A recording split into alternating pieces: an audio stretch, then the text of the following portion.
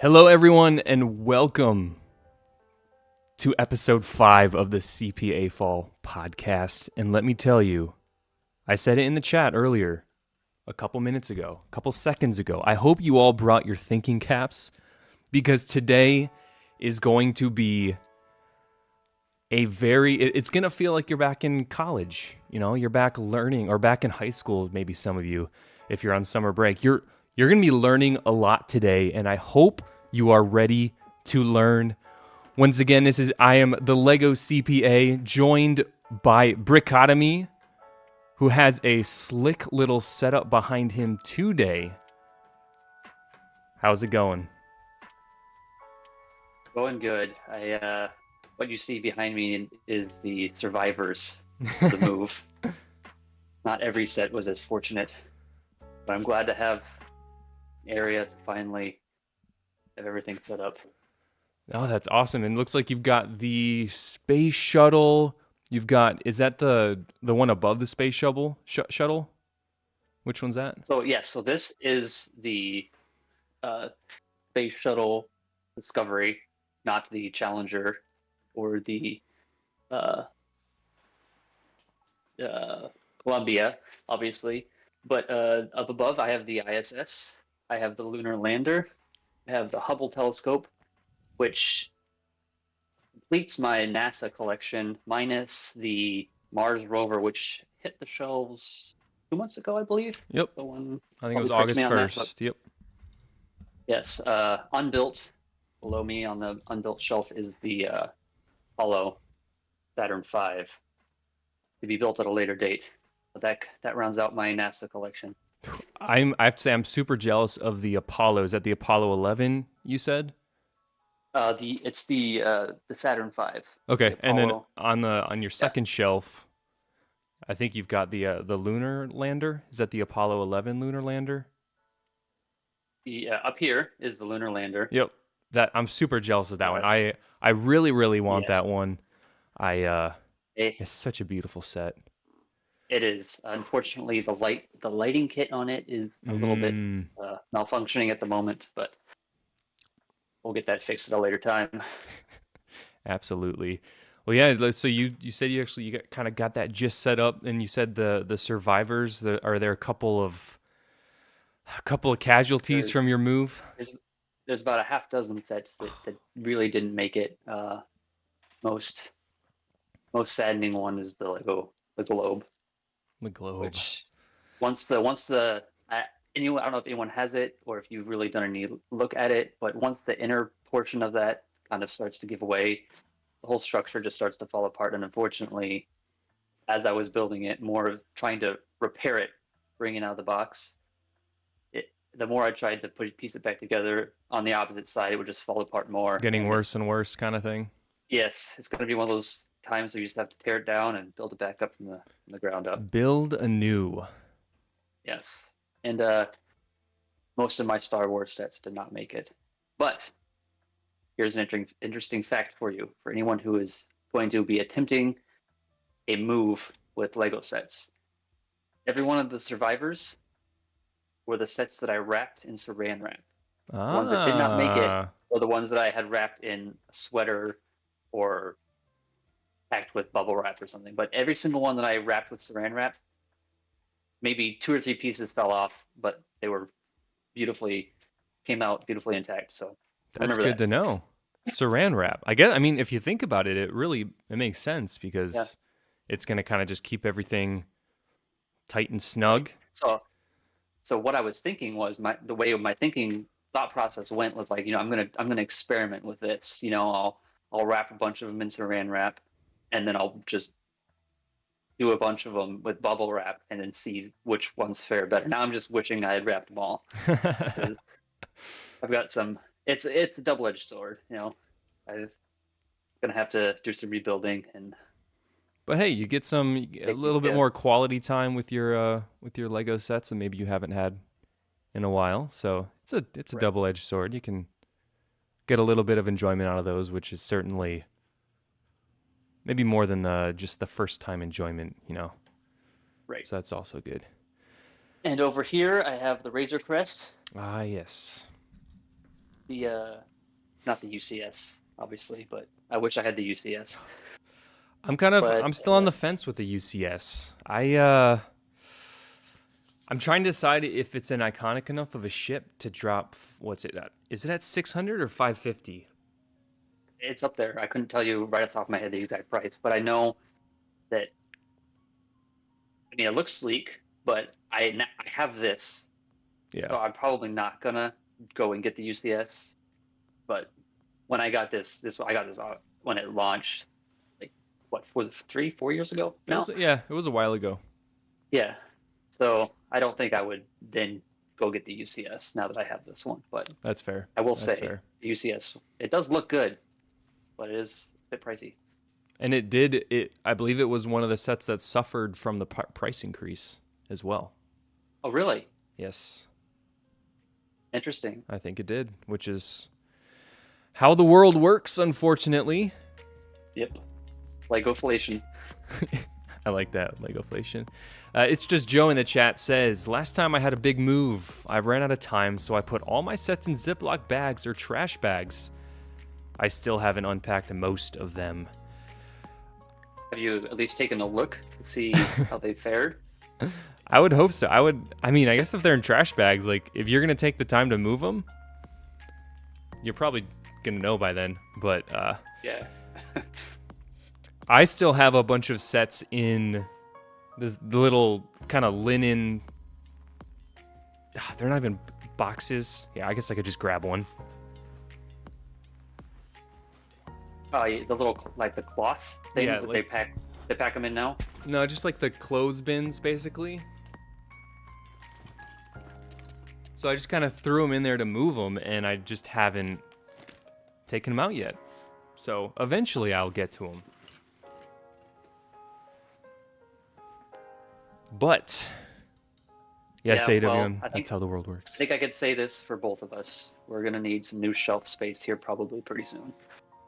Yeah, I'm kind of deciding if I just kind of keep going with the industrial look and buy another one of these if I can get them for a good enough price, or just kind of what kind of aesthetic I want to go to. Because if you're gonna go like you have behind you, did you bring those shelves with you? Yes, these are just your standard Yeah. $40-$50 IKEA shelf. Yep. I mean, Oh, that's Yeah. actually not too bad, because I was just about to say that if you go for the white shelf look, it can get pretty pricey, like Yeah, well, I mean, $1,500. yeah, Pricey. IKEA though. I mean, the quality obviously isn't like great, but it's just IKEA shelves. You know, it everyone's does. got IKEA furniture, so Yep. you get what you pay for. But it looks fine. It's just holding up some Lego. I mean, hopefully it doesn't all collapse on me and I go cursing IKEA. But Exactly. Well, before we get too deep into the stream, I did want to say across the bottom we have our newest public subscribers. A big shout out to them. I changed the color. Last week it was yellow and it didn't fare too well. This week I changed it to dark gray with a little bit of opacity. But a couple of people, Rido Stevenson, SD Listen, Alejo, the Royal Knight. Thank you so much for all those scrolling across the bottom. It'll be scrolling throughout the whole stream. So, and it should work to where if someone subscribes, it'll pop up on screen, which I think will be great. It's making a lot of updates, and as you probably or hopefully realized from the title, in the latter half of today's podcast, we will be listening to, because the interview already happened, we'll be listening to the interview that I had with one of my family members who used to work at Lego in the 70s. So this is like the first decade that Lego was in the United States. We'll take a listen to that. I am very excited. The way we'll do it, and me just telling you for the first time, the way I want to do that is, we can pause that. We can pause and talk about anything that is said for any span of time. We don't have to listen to the whole thing straight all the way through. If we get through that thing and we're only halfway through, but we're just digging apart everything that's said, I'm completely open to that. We can do part 1 today, part 2 next week. So I just wanted to kind of give you that opportunity as well. And people in chat, if you have questions or something sticks out to you, please leave a message, and we will park on anything that you all want to talk about, especially you, Brickotomy, as you're here. So keep an eye out. It's a little, like I said, it's gonna be a little bit like a college lecture, but because we're talking about Lego, I think that's awesome. So I hope you, Brickotomy, and you in the chat are excited as I am. Yes, I've been looking forward to this. So I'm sure there's a lot of good nuggets we're gonna pull from this, just for conversational topics. Do you have any kind of expectations that you have for this? Because I kind of want to get where your head's at. I'm coming into this. I'm really looking forward to just the history lesson that we're gonna hopefully get out of this. You know, being able to hear something from someone who was with Lego so far back, and I think it's so cool that you have a family member that was there during the early days. It's mind blowing to me. It's mind blowing. Really looking forward to this. Mind blowing to me as well, because I literally learned about this. I was talking to my dad on a Sunday just about my channel, giving him a quick update on my channel, and then he goes, "You know, I'm pretty sure we had a relative who worked at Lego," and then my mom was kind of trying to like push it off, like, "Oh, your grandma, she always says stuff like that, but it might not even be true." And then a little bit later, my dad texted me, and he goes, "Yeah, so-and-so used to work there. I confirmed it, added him on LinkedIn, got a message going." And then that message that I had in the screenshot on my Instagram, that was a legitimate message that he sent to my father. So on the interview, it is the family member, and then my dad, and then me. So you'll hear 3 voices, and he's a classic, how do I want to call it, Easterner. So he's got that Boston accent. So you can definitely hear that in his voice. So I'm really looking forward to that. But so just go so ahead. we go into this, you know, kind of understanding a little bit more about the background of your family. He worked for Lego during the early days. He no longer does, right? And correct. Okay, so he's just recalling some of the time that he was there, and okay. Yep. He was just a little bit of background, a little bit of tease to whet everyone's appetite. He worked for Lego, started there in 1975. Of course, Lego started in the US in 1971, which he gives a little bit of that background. So we'll rehear that from him. And then he was a territorial sales manager for basically the head sales guy for the Northeastern region.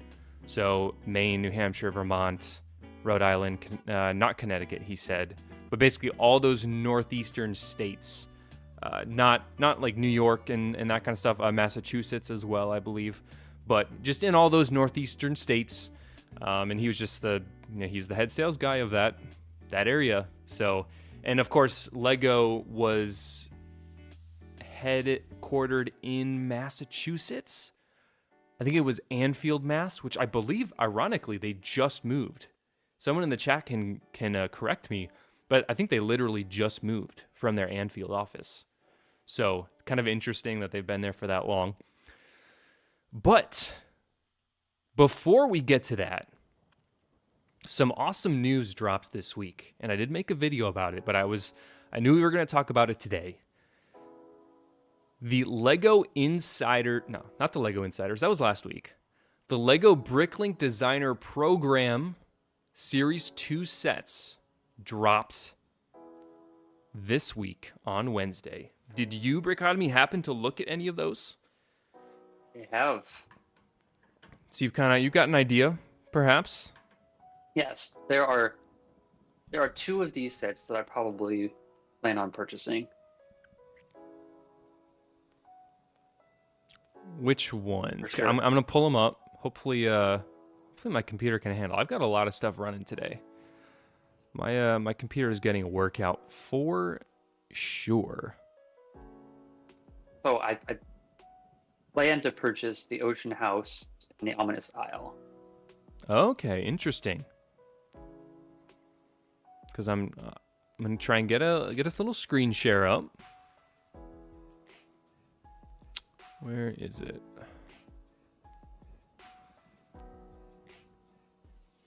We'll get a little screen cap up there.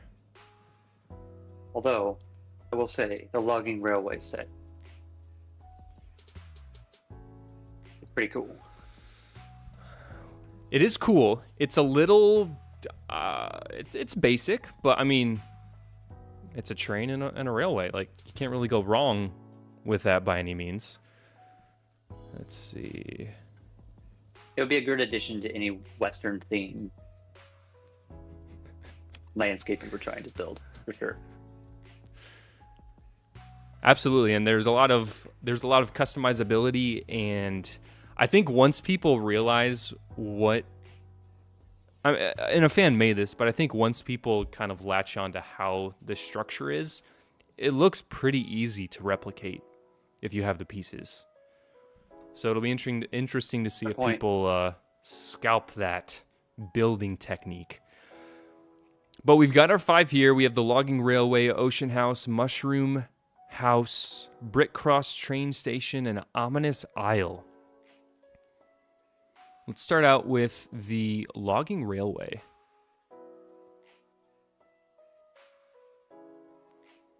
Are you a big train? No. Are you a big train person? Maybe with no. Lego? No. No, not really a big train person. The interest in this set for me would come because of my love for Westerns and for Red Dead Redemption. Yep, exactly. That's the first thing that came to my mind when I saw this set. I was like, this looks like some Red Dead train.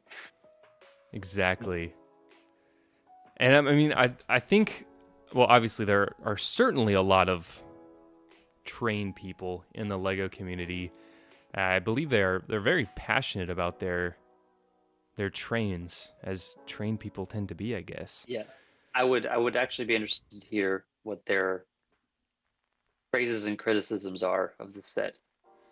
So if there are any train people in chat, please let me know. Let us know, because we want to know your thoughts. We want to hear from the train people, because I agree. I'm not a huge train person. I can definitely respect the build. I can respect what's going on here, but for the price, and I would expect, based on 2,700 pieces, I'd probably have to say it's going to be about $250 or I'd probably say $200, because there's only 260 unique parts, which isn't much.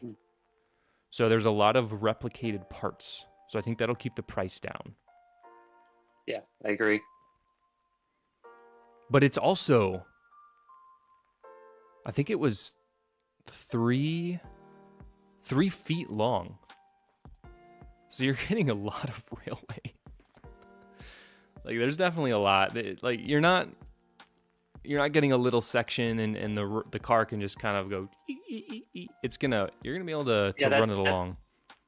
That's good to know. So it's not just a small diorama. Mm-hmm. Like it kind of looks like that zoomed out. And you've actually got some room here to kind of display it.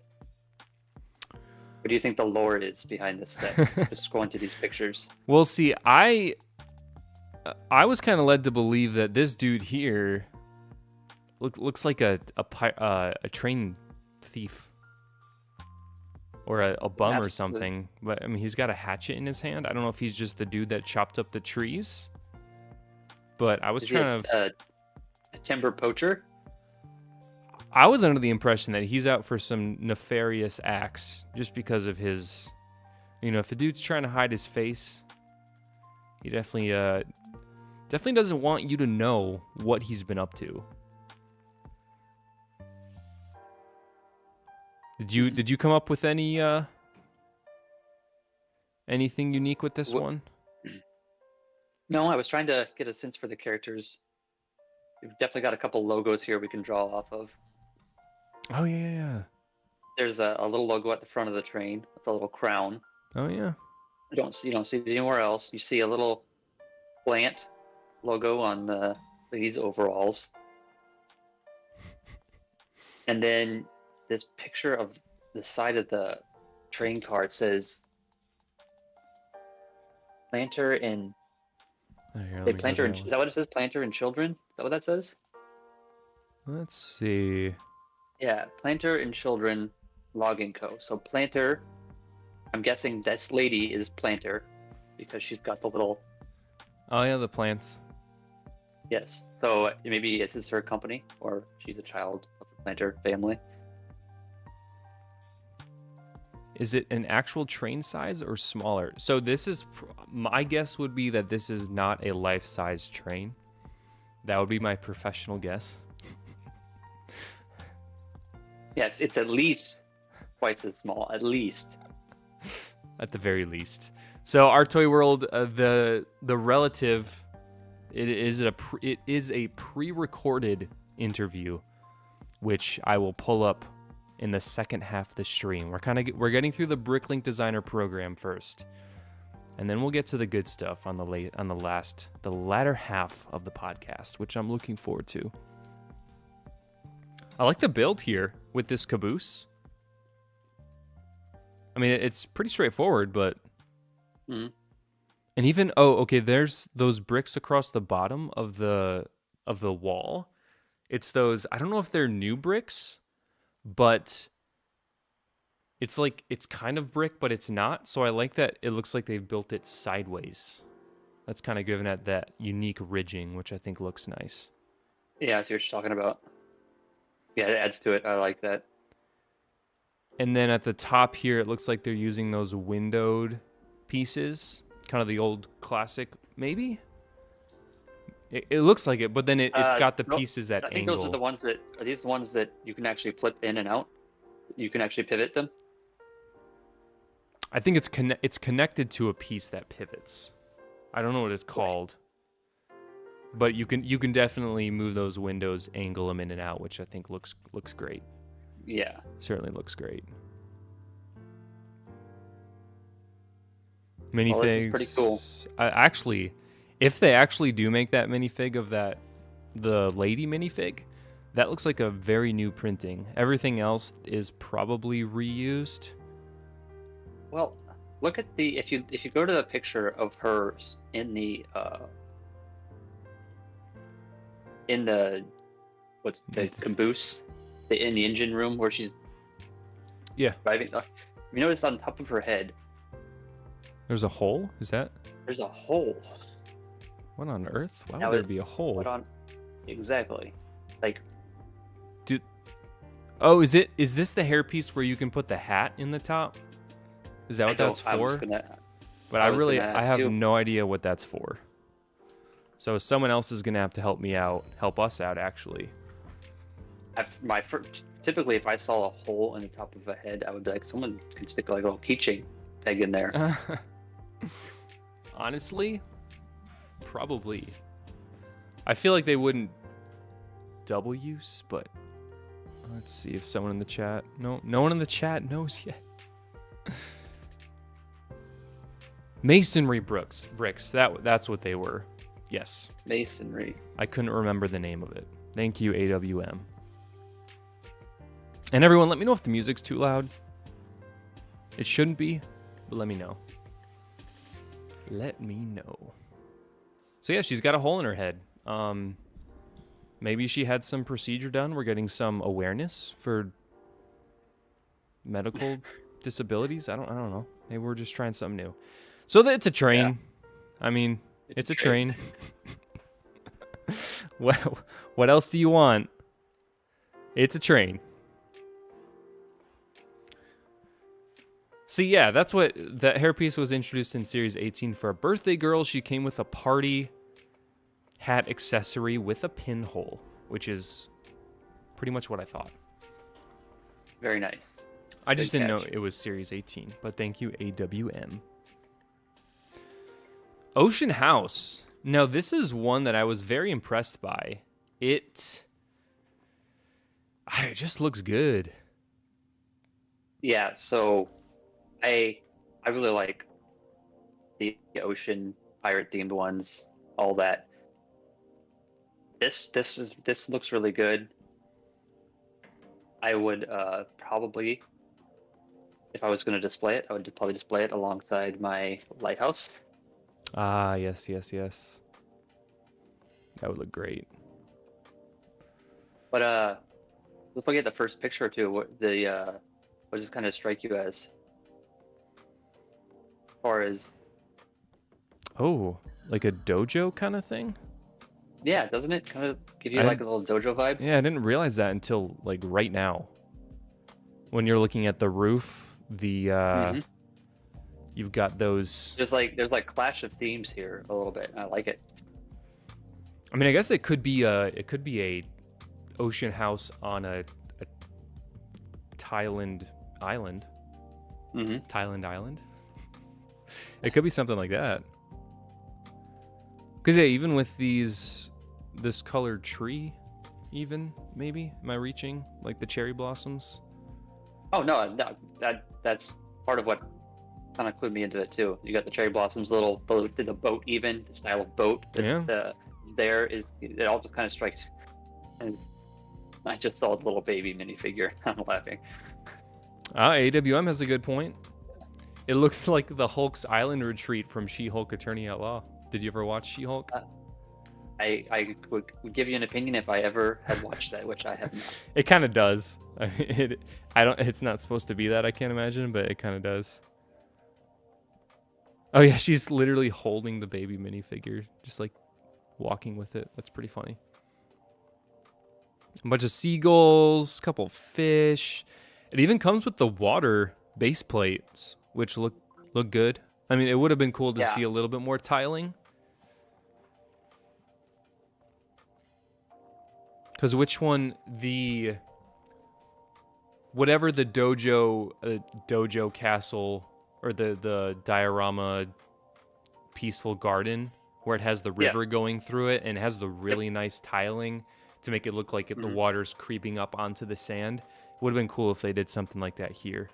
Right. Which would be, I can't imagine it would be a pretty easy mock. I think you could fix that up pretty easily. So this one has 7 pieces. 1, 487 parts. This is gonna be up there. This one, in my opinion, the pricing is going to be at least 200.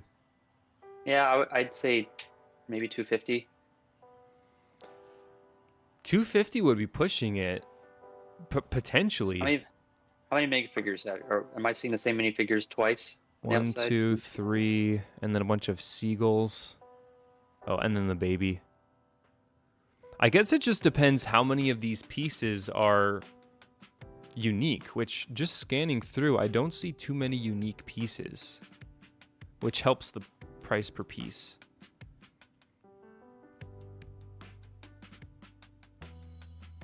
Oh, I also, as I'm looking from this side angle, I do really, really like how it, and of course, as an ocean house, you'd expect it to be, it's got that very open air sense, which looks really, really good.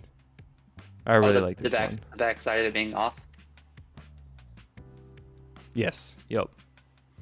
And once again, AWM says, I would buy the set to display it with the official She-Hulk Attorney at Law. CMF. Oh, no. That'd be fun. I mean, yeah, it works. Yeah, sure. Moment says, I need this Polynesian. That's what it would be, more Polynesian. I wonder if the Polynesian Lego CPA has heard of this one. I bet you he would really like this set from that perspective, just to represent. The Polynesian Lego CPA? Someone that I know made a spoof account. Oh, really? They made a bunch. They made like the Madagascarian Lego CPA, the Russian, the Ukrainian Lego CPA. It was pretty funny.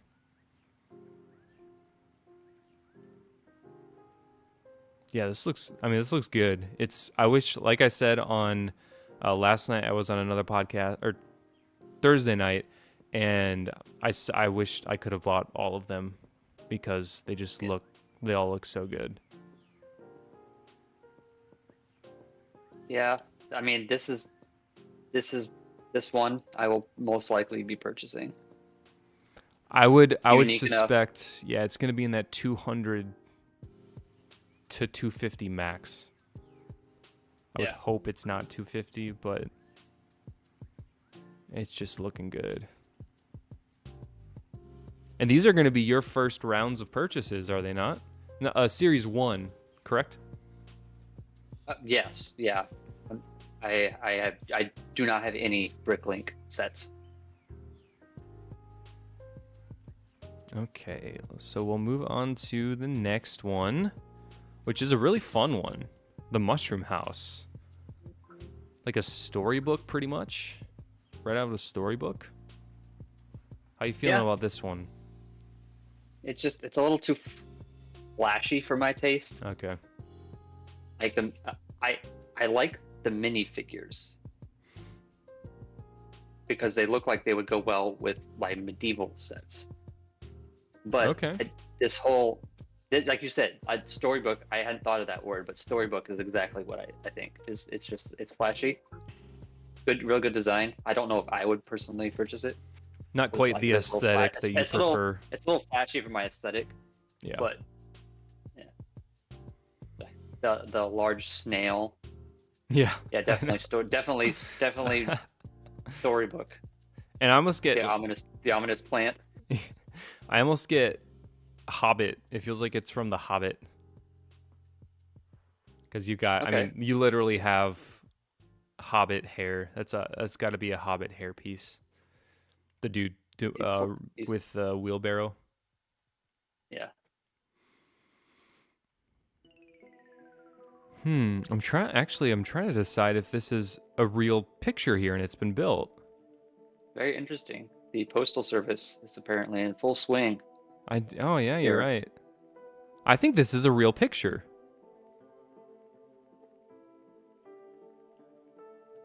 Think so? I'm trying to look for any reasons I wouldn't think so. Mainly because, so here's my first giveaway. My main giveaway. The way these pieces overlap. The white pieces on the front of the door. Oh, okay. I thought you were trying to look at like reflections or something. Well, that too. But I think this is a real... Yeah, that's really cool. I do really like and appreciate when they're real.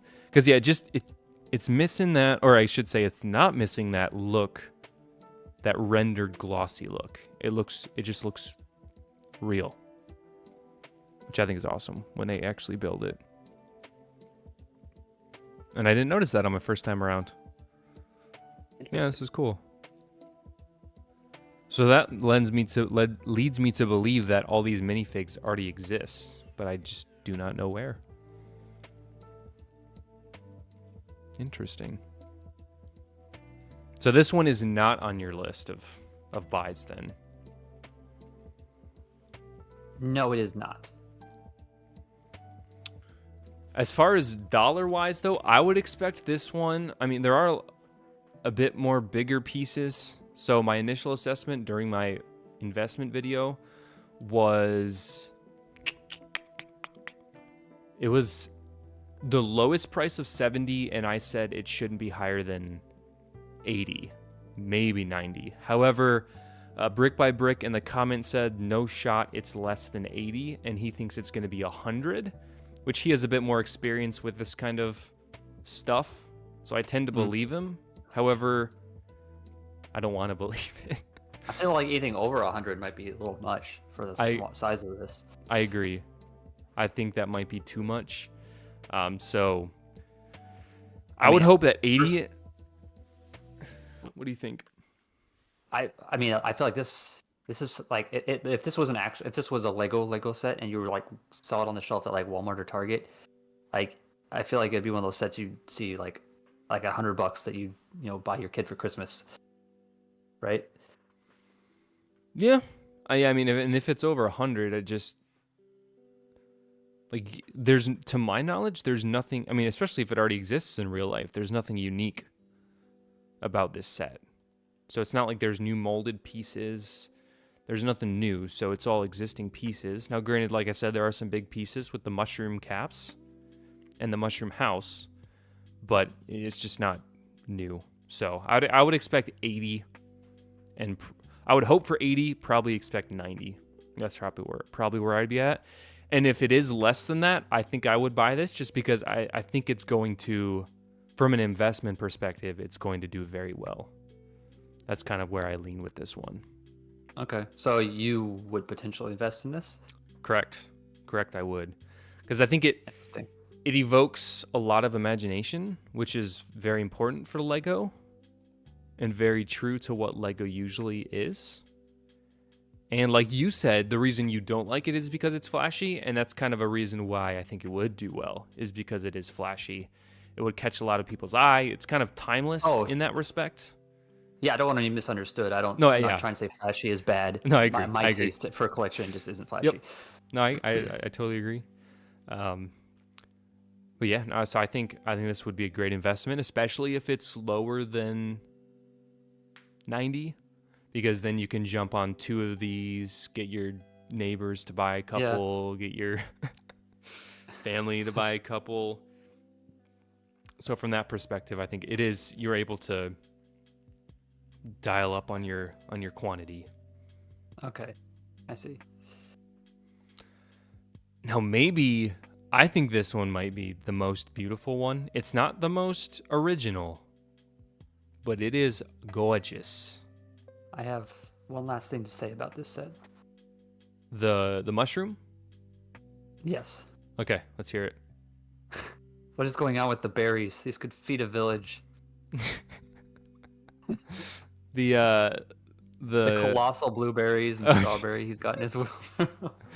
Yes, I think they are little people. They're little. They're like hobbits. Yeah. What do they call? Did you ever watch Rings of Power? No. No. Are you a Lord of the Rings person? I am. That's part of the reason I have not watched Rings of Power.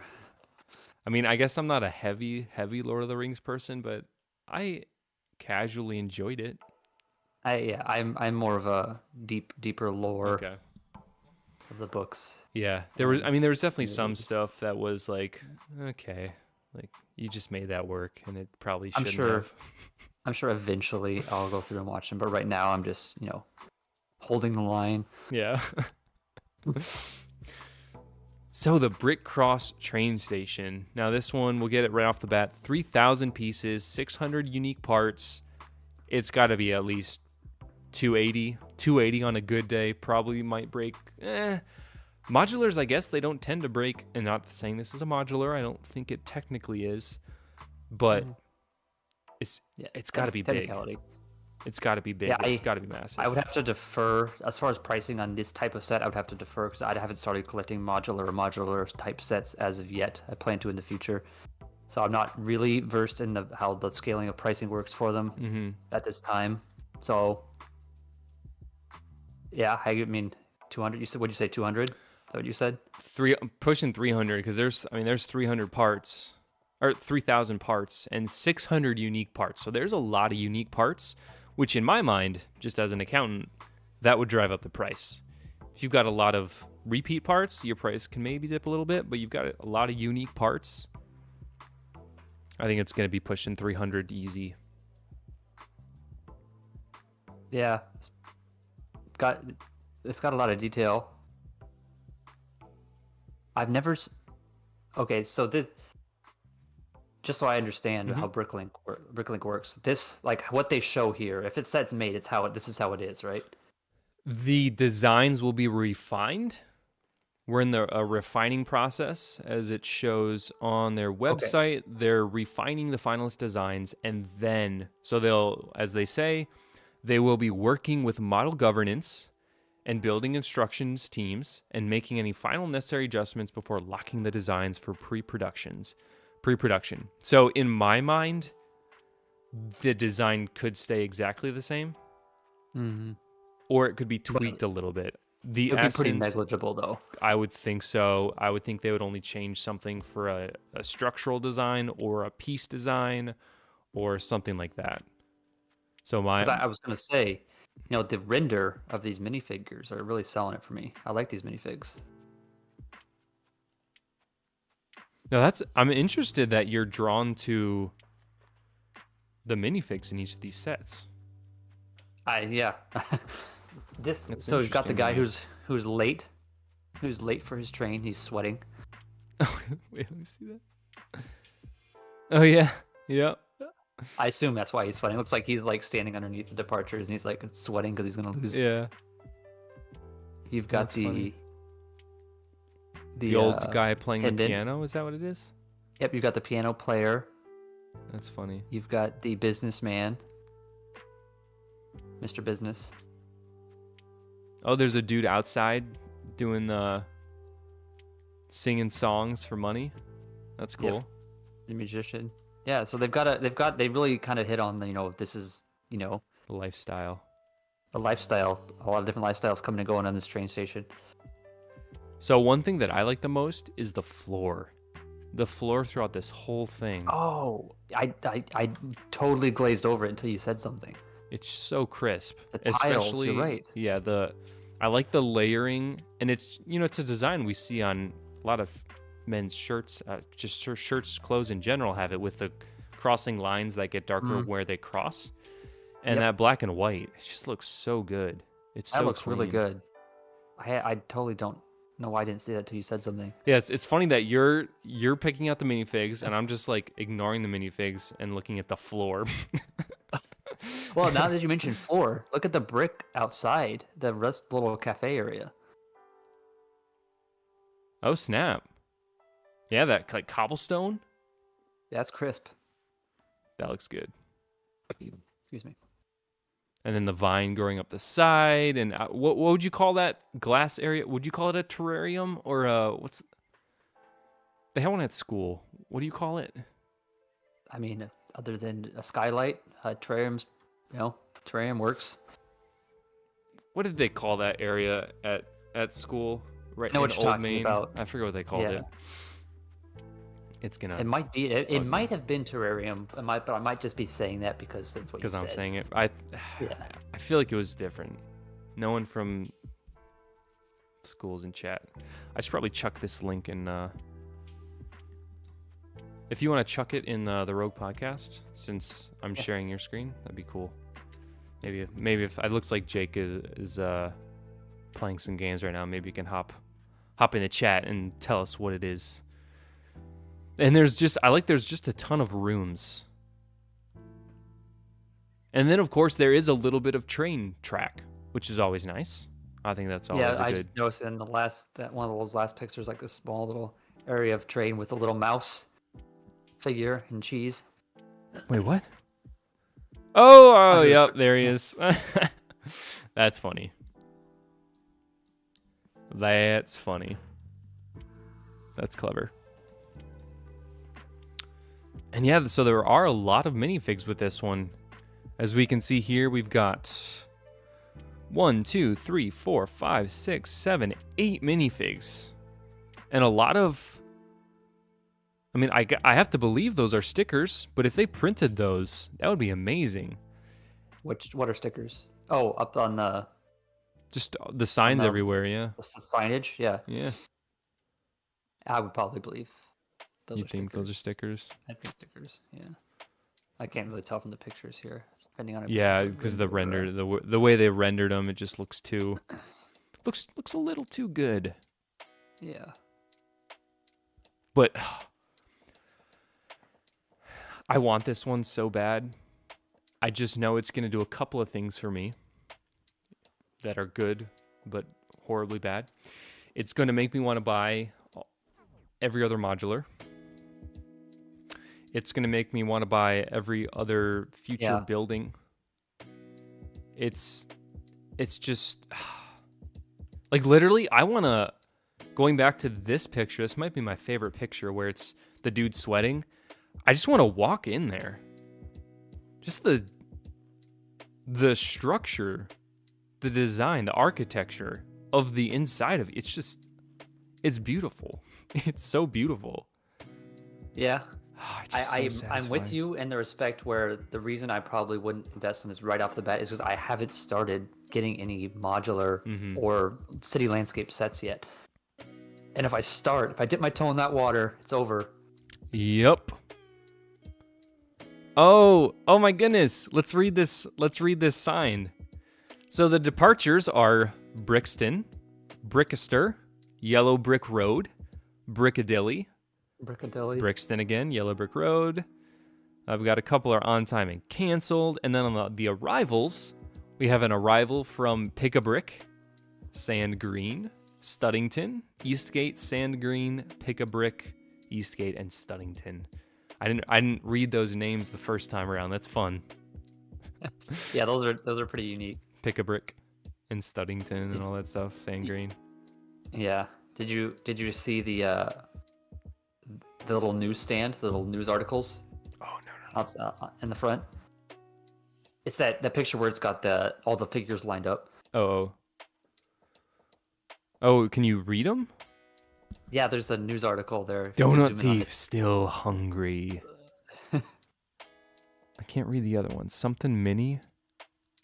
It looks like it says the greatest. I can't make out those last two It's words. just a little too.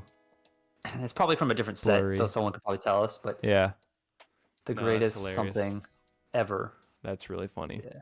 No, this one's great. I mean, we're gonna stick way too much time on this one, but it's just beautiful. I want it. I want it. I want it. Yes, that's a nice set. All right, so this is the one that you're all about. So why don't you walk us through Yes. this one? So what this looks like, I don't know. Hang on, let me pull it up. What this looks like to me. Okay, so this galleon set I have up here behind me. Mm-hmm. This is part of a 3-in-1. You know the 3-in-1 theme. Yes, you- that one Yeah. kind of is in the back of my mind if it's on a good deal. Yes. So one of the 3 things you can make out of the set is a small little island structure that looks a lot like this. Here, I can find that one real quick. It's Lego Creator 3-in-1 pirate ship. I think is what it's called. I don't know have the set number off the top of my head at the See, moment. because but it's a $120. yeah, The price is funny spicy. story. Just a caveat for a Yeah. second. I bought this set like 2 years ago maybe, and I was convinced at the time like it wasn't going to be on the shelf very long. Uh-huh. I was like, oh, this is an investment, so I bought 2 of them. And now it's like every time I go to Still there. Walmart, it's just there. Still there. Yeah. No, but I see. I've got the. See what I'm? So I mean, it's not exactly the same, but I can see. I'm getting a vibe. Oh yeah. It's a similar vibe. You've got like Skull Island here, Mhm. and but I like this one, the BRICKLINK one, better because it's got those, like you were mentioning in the set before. It's got these ocean tiles. It's a little more fleshed out, more minifigs. It's a great addition to my already existing pirate theme sets. So this one, like as soon as I saw it, simply on those facts alone, I knew I was going to be buying it. So I didn't have to do as much analytical thinking like I would do with the Brick Cross Station. Yep. They got me. They saw me coming. So in my analysis and my video, I said I wasn't sure about this one and how well it would do just because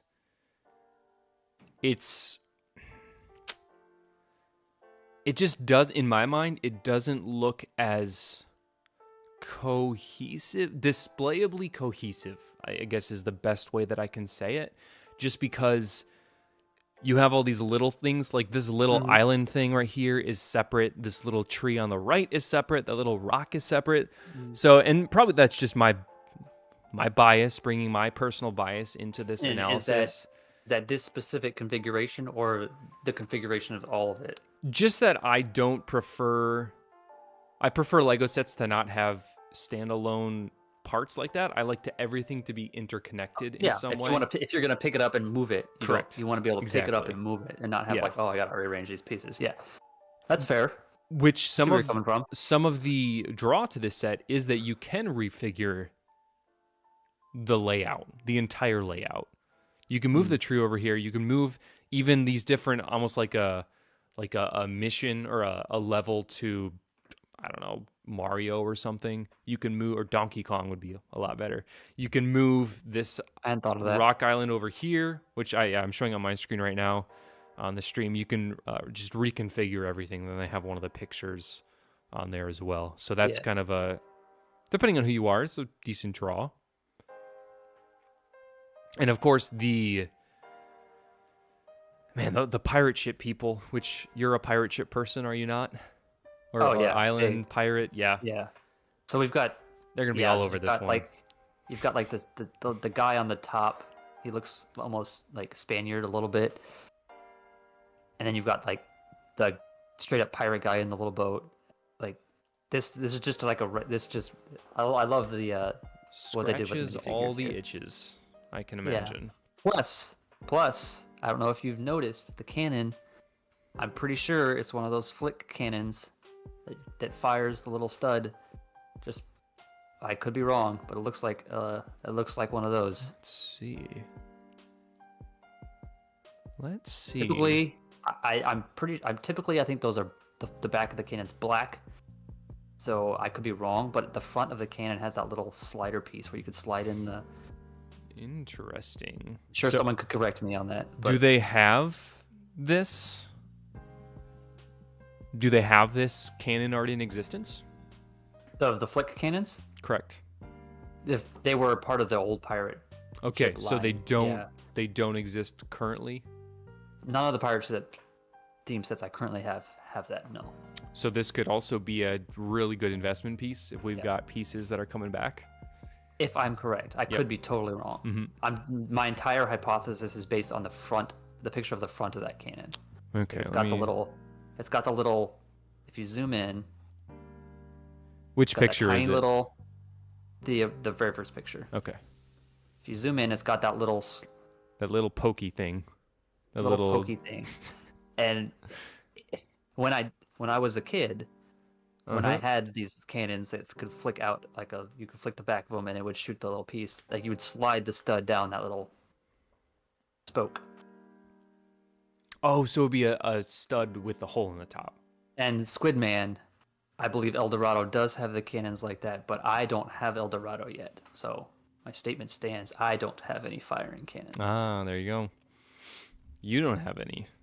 And El Dorado is a $220 set, so it's still gonna be a high threshold of entry.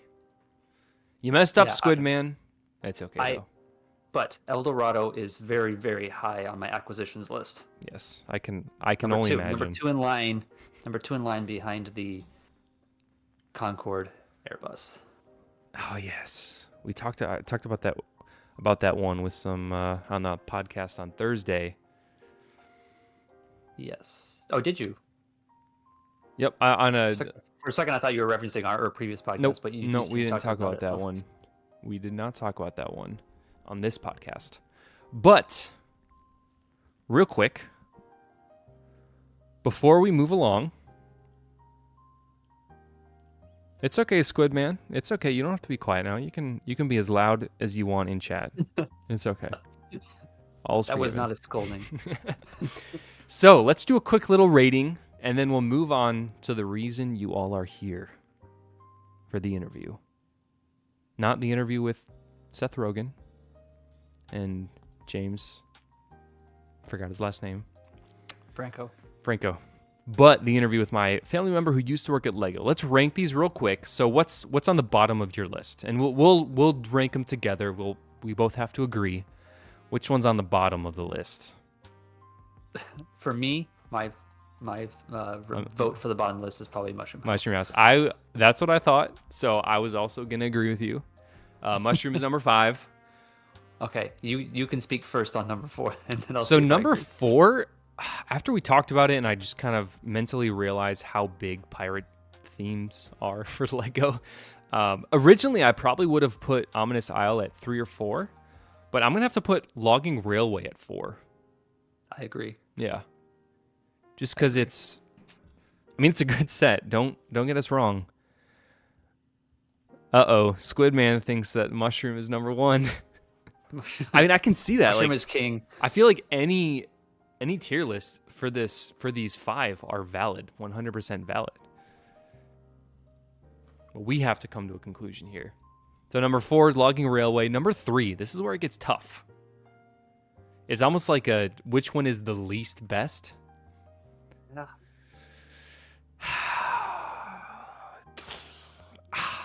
I want to say Look, Ocean House. We might diverge a little bit here. I feel it's so I got to be honest and just put Brick Cross at number 1. So It's between Okay, Ocean House so- and Ominous Isle for me. Yeah, okay. If I put my personal bias aside, because I really like Pirate, I think I could probably look at this a little more objectively for a second. Yeah, Brick Cross is definitely the most It's just creative such here. a good build. Yeah. It'll probably be more popular than the Ominous Isles or Ocean House. I'm gonna put Ocean House as 3. Ocean House 3, Ominous Isles 2, Brick Cross Station 1. Yep, that's how I'm gonna go. And they're all, the top 3 is a banger top 3 by all means. Yeah. And Squidman, I totally agree with that, saying the Mushroom House is so unique. I feel like all these other things feel like other sets. Mushroom stands alone. And that's why I think it's going to be such a good investment piece, is because it does stand alone. It's super unique. And yeah, it's unique. And it's unique and vibey and aesthetically Squidman, pleasing. Are you telling us that if all of these had to go and only one could hit the shelf, Ooh. it would be Mushroom House? I think he would say that. And he is more than welcome to say that. We accept Mushroom House stands in our chat. And yeah, as I had suspected, 100%, 100%. Okay, so we are almost 3 more seconds and we're an hour into the stream. We are going to shift gears just a little I'm bit. excited. I'm going to have to do some on-the-fly producing. So please give me a moment. Well, you don't really have to give me a moment. We can talk about any sets that are on the near horizon, especially with the September 1st wave coming. Sets that are on the near horizon for us while I get this set up. And you can start us off. Refresh my memory here for a second of what's coming on the horizon. I'll just say for me, it's on the forefront of my mind is the Marvel CMF series. Okay. Is on So the horizon for I'm just me. going to pull up the coming soon here so I can go through them categorically. Gotta do media source.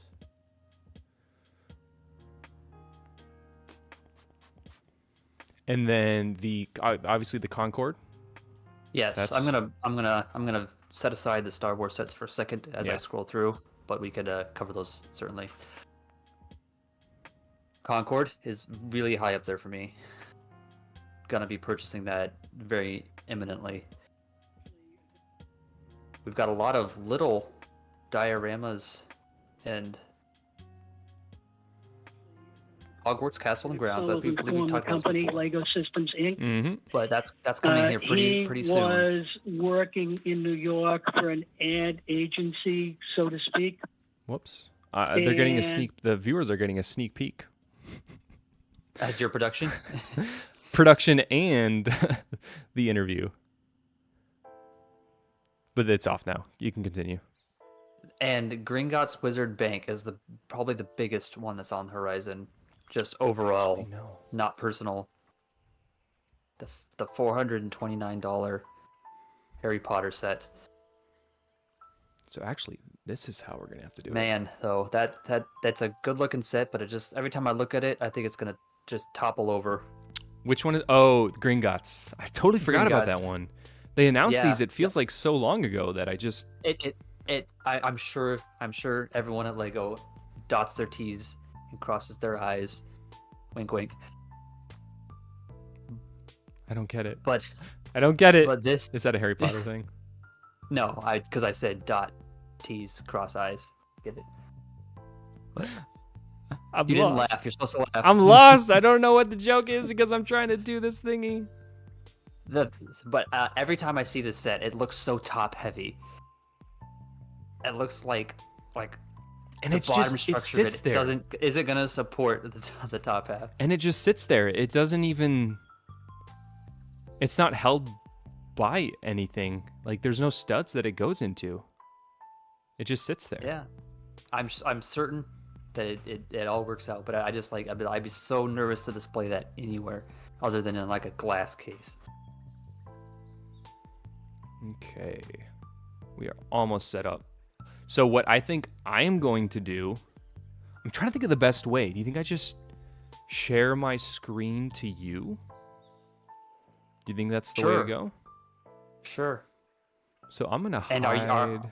are you going to choose some points to pause and discuss? Definitely. I have the things that I know I'll bring out, and like I said, you 100% feel free to say this, that, or the other, and I will certainly pause. Thank you, Kayla, for explaining the joke. Oh, do I need to read that real quick?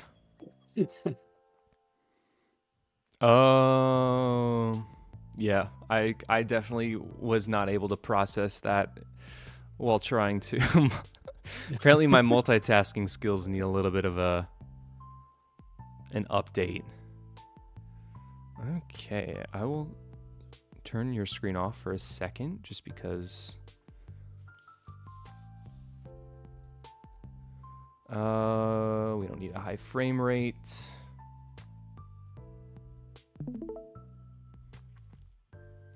Okay. Can you see the screen? Yes, I can. Okay.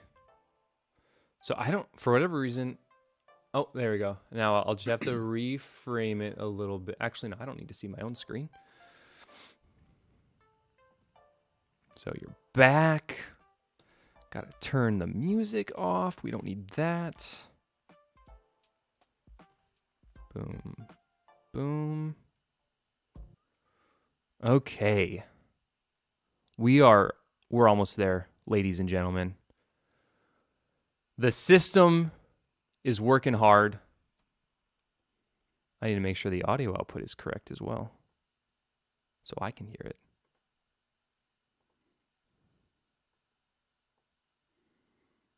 All right, okay. I think we're ready to go. I did have... Where is it? Oh, snap. I did need that screen share.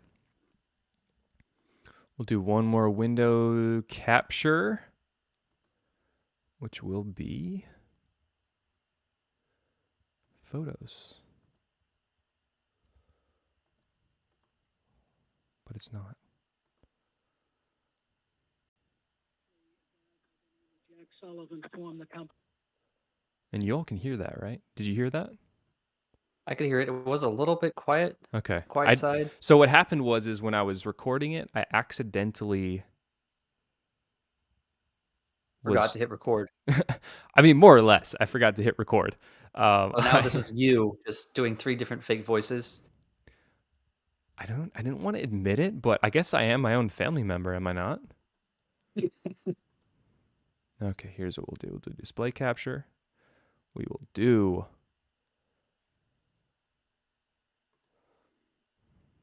Uh-oh, can you all see my screen? That's not good. Ignore that, ignore that. There we go. Do that full screen. Okay. Ba-ba-ba. Okay, we are almost there, ladies and gentlemen.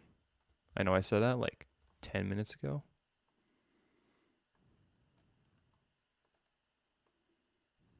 But this is just the world we live in. Okay, so yeah, he said, and oh man, that's not gonna work.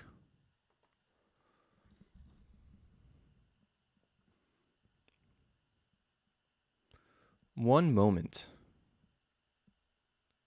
So he was talking about the edge of our seats. he was talking about how he well, it just won't let me do that.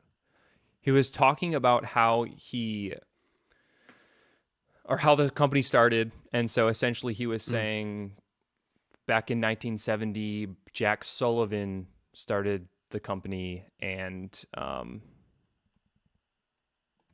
yeah, that's where we are today. So it didn't miss much. He was just giving the name of the person who started the company. All right, let's go. Lego Systems, Inc.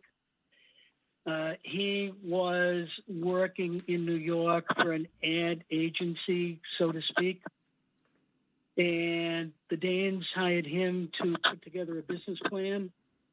Well, evidently, they liked the business plan so much, Is that a they good decided they would offer him the job of being president of Lego Systems, Inc., which he accepted. The first office area or location was in Brookfield, Connecticut. It was a very small office at that time. I think I'd been there once or twice. But the funny part was one of the principals looking back said that the first staff meeting that they had to make a makeshift table up, and then they had to sit on box crates because the furniture hadn't showed up by then yet. Can you imagine that? Lego had to use box crates for chairs because when for the first company meeting, because they didn't have everything ready to go. That's what he was talking That's about. crazy. So Jack hired a guy out of General Mills called Bob Walsh. He was the VP of sales, and there was a production VP. I can't recall his name at the time, but those were kind of the founding fathers, for lack of a better term. After a while, the office moved up to the current location in Enfield, Connecticut, which was at the time the administrative headquarters. Eventually, an addition was put on in the back of the building for production, so injection molding started to take place in the United States.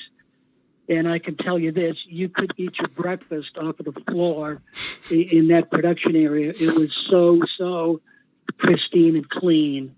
Really, really, really nice. The first wave of sales guys were hired, again, in the early 70s. There were 4 regional managers. I can give you the names, but I won't. Those guys were there for the first couple of years. Myself, I was hired kind of on the second wave of, American sales guys. So that was in 1975. I covered basically New England, minus the state of Connecticut. Bringing on local accounts. I launched the brand into several regional accounts. I became a TSM Territorial Sales Manager of the Year. Got a free trip to Lego and Billund, Denmark for a week. Yeah, there was quite an experience. The then Legoland is still there, but not quite as elegant as some of the places here. So back in the 70s, as a salesman and or district, territory manager, how did you? I mean, it's not like going to market these days. You got to have the social media. You got to have what they call D2, you know this, right? D2C, direct to consumer, all the different websites, the e-commerce. I mean, back in the day, you've got like 5 different little kits, salesman kits in the back of your trunk, and you're driving from Bob's supermarket to Joe's Toyland to how are you? I mean, and just in general, how are you? And back in the mid 70s, how are you, getting the word out? Well, pretty much in your own words, there were no cell phones, there were no real computers at that point in time. So it was, cold calling. The big event was in February in New York City Toy Fair, 205th Avenue at 23rd Street. The company had a showroom there. At the time, that's basically where all the major toy companies had a New York office. And at Toy Fair time, which was then a 2-week event, people would want to come in and walk through the showroom and see what you had to offer. And you had better sign them up if they walked through the showroom. Otherwise, you were You know, you're going to get a hand put around your throat. Why did you let one go without signing them up?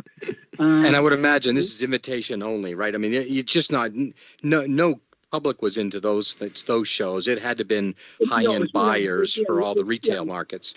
It was trade only. Yeah, trade only. No, you know, no walk-ins, consumer walk-ins. No, you couldn't. You could walk into the building, but you'd never get into a showroom. You know, unless you had, buyer credentials.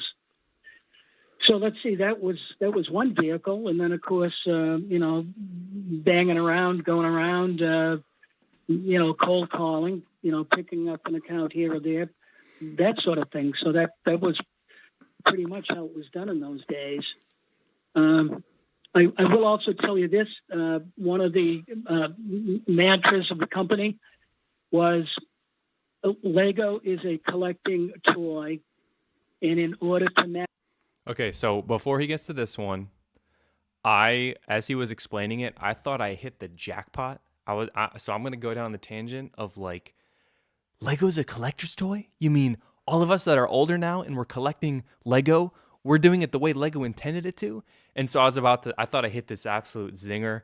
And so I do that in the interview, but then of course he kind of explains what he actually meant by collector toy. So we'll hear from him. maximize sales, Okay, gotcha.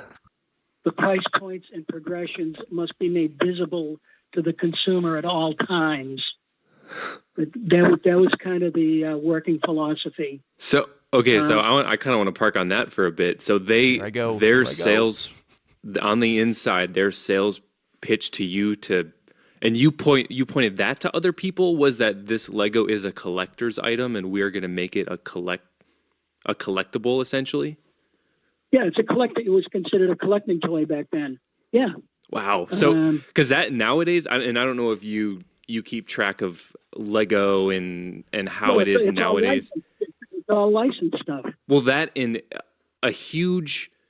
a very large argument for people's justification of certain choices. And of course, Lego is a private company. They can ultimately do whatever they want.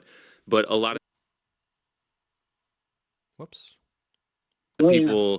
of people say, oh, well, Lego, they're justified in doing this because it's a kid's toy. And that's really fascinating that you're saying, well, no, Lego is essentially admitting, yeah, no, this is a collector's item. We're going to price it as such. And you can correct me if that's not correct. Let me redefine that. Mm-hmm. And now he corrects collecting, as in, if you bought a big set at the time, you could accessorize it with smaller sets. Or if you bought a smaller set, you could upgrade and accessorize it with a bigger set. I see where he's going with this, yeah. Okay, so it's a little bit different than what I'm saying. Okay. Yeah, okay. No. It wasn't like, buy a collectible because 10 years from now it's going to be worth, whatever. No, it was just a practicing. Yeah, he just shut down my whole I got him. Lego admits that they admit that this thing is a collectible and people are going to make tons of money, but no, it's which it makes sense that you buy the little motorcycle, or you buy the expansion packs essentially. Yeah, collect all 5, Yeah, that, and then even you buy the pirate ship behind you, and then you for $180. Then you go buy a little sailboat for $20, and then you go buy the pirate dinghy for $10, and you can pretty much buy any level. They were made in such a way that you wanted to continually add on to what you had already purchased. Exactly. Yep. Yeah. And then Andy says, my favorite YouTuber Ashton Flash loves expansion sets. Yes, he loves his expansion sets. He wishes every set had an expansion set. And then you buy a Kakapo for $15+. Unfortunately, a little more than that nowadays.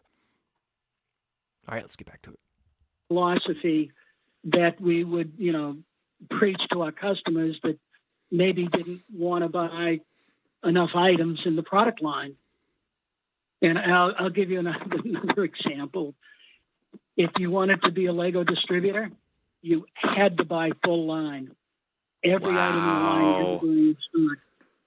And That's I had one fascinating. distributor, I think for maybe 2 years, 3 years. Which this was interesting. You have to be a full if you're which I bring up Walmart later, and which they didn't do business with Walmart because I guess Walmart wasn't really around for a bit. But if you're buying Lego City, well, you also have to buy, I don't even know what's out at the time, Lego, which I know Lego Police would have been under Lego City, but you can't just buy the set that you think your people will buy, your customers. You have to buy at least a little bit of every single theme, which we don't even think twice about that because that's just normal. You go into a Walmart, you know that every single theme, assuming it's in stock, is going to be there. But this is something that Lego said on the outset. If you're going to do business with us, you have to buy every single theme. And we don't even think twice about that nowadays. Yeah, and it was more feasible then too. There wasn't nearly as much. That's also true, but I mean, still to this day, they have to buy everything. Right. If you think I mean, about it. yeah. I guess you could pretty much have at least one set of everything, especially at Target or Walmart. Yeah, which he does get into that, and it's funny. He has a little story about that. There was one dog in the line. It was actually a London bus, like a double-decker red London bus. Oh yeah, I remember it. Do you remember that set back in the day? People didn't want to buy this one because who in the U.S. is going to buy a London double-decker bus? I'm pretty sure that's actually worth quite a bit. I can only imagine. You would never see it in the United States. Why it was in the line is beyond me, but I fought tooth and nail with this distributor here in Holbrook, Mass. Holbrook, Mass. Finally, I said to him, look, you want to be a distributor, fine. I want you to be a distributor, fine. Take a case of the item. That way, at least I can qualify you to become a distributor. So It's like a pack of 12 or something. Exactly. They bought the pack of 12. I don't think the next 3 years I got another order on that item, but That's at least they fascinating. qualified. So, I mean, there were some very rigid standards. There was another, maybe your dad remembers it, Hill's Department Stores. They were a regional discounter. Big in the Midwest. Yeah. Yeah. Hills would come to our showroom every toy fair for probably 5 years. And they'd come to the front door. Can I buy what I want? No. This is what you have to buy. Okay, sorry. See you next year. Oh, Same thing. This repeated for 3, 4, 5 years. You know, finally they crashed and said, okay, you win. You know, what do I got to buy? So that was 2 examples of how things were practiced. So Lego didn't budge. Is that a surprise? That Lego didn't budge to No. these big I'm not surprised. retailers' demands. And I think it came to a thing. It came to a head where Lego is the big dog, and you're missing out on a lot if you don't buy everything. And yeah.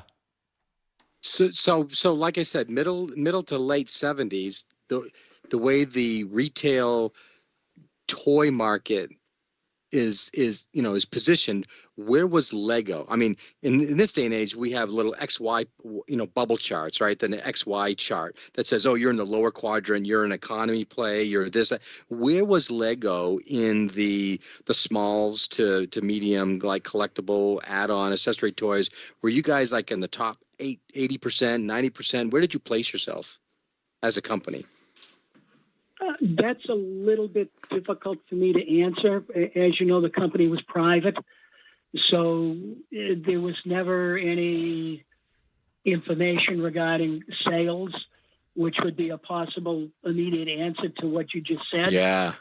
But if you walked into a reasonably major regional account or a retailer, Yeah.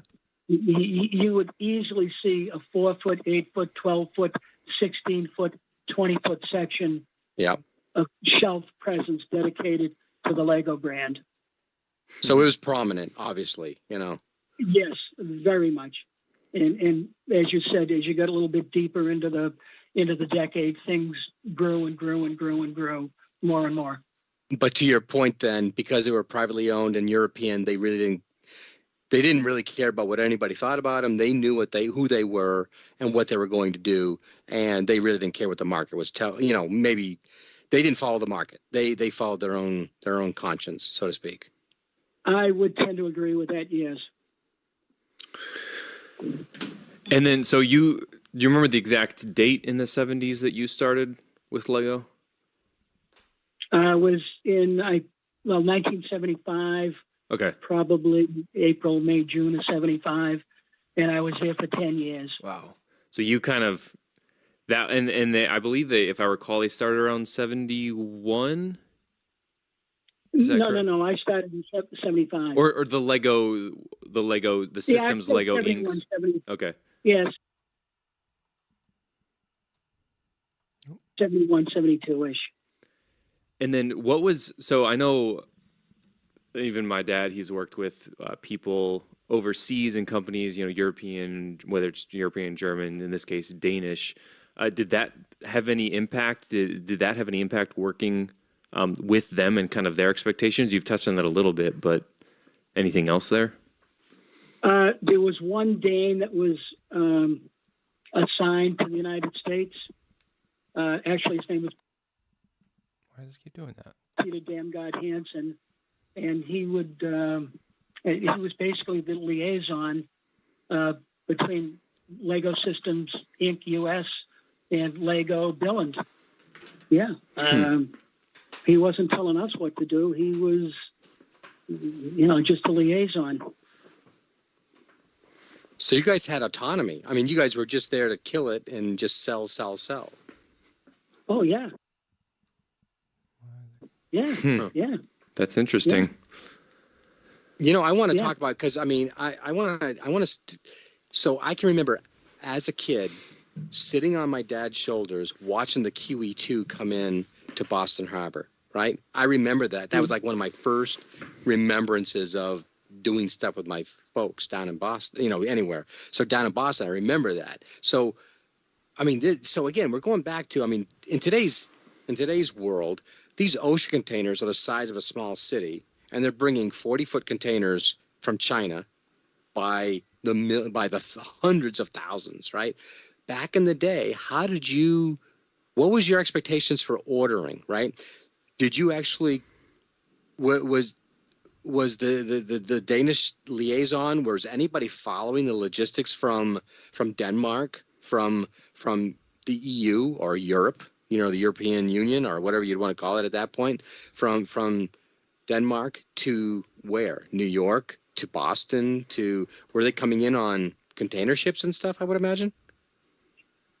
Well, my guess, and I don't know this accurately, the port of entry was probably either Philadelphia or New York, and then on up to Enfield for, distribution in the beginning. And then, we started banging out bricks, injection molding, got,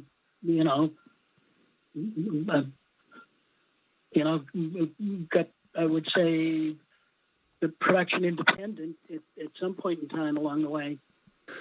So actually, that's an interesting point too, because I've got like 25 years of injection molding in my background, and then I used to have all the boys used to work at the factories that I was running, right? Yep. So they know injection molding like really good, like how to work on the molds and what the presses are doing.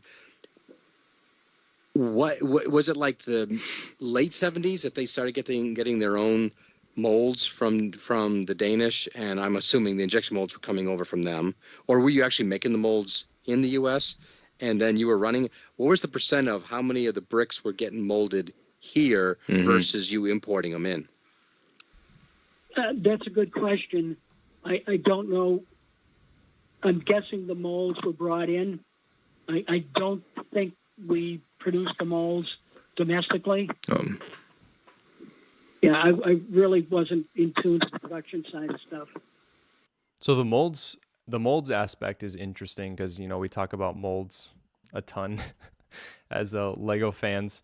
But I did think it was interesting that they made them in Europe, Denmark, I would presume, and then they brought them over to the U.S. And so they're doing all the, and pretty early on it seems like they were making the bricks in the U.S., which I guess I would have expected that for as long as possible they're making bricks in Europe and Right. shipping them over in containers. But I guess Maybe pretty early on. does he elaborate on the reasoning for that, or is it just get distribution faster, or I don't think he did, but let's see. I think he pretty much just says that, like, yeah, once they knew the U.S. was legit and like it was not going anywhere, they pretty easily conceded and just made it that way. So then I get But with I the think along the way we became pretty independent of, bringing stuff in. I will tell you this on a supply side, I really can't remember ordering something and having it out of stock or a delayed shipment. So on a supply side, we had plenty of bricks to ship.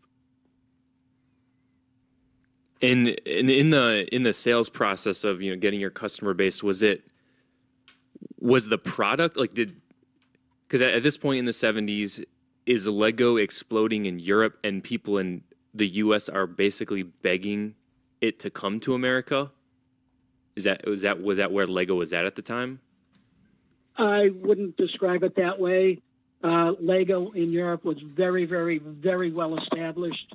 They came to the United States wanting to, for lack of a better word, exploit the United States market. They came to us. Nobody here knew. I'll give you a little vignette. Before I went to work for Lego, I worked for a Gallo wine distributorship.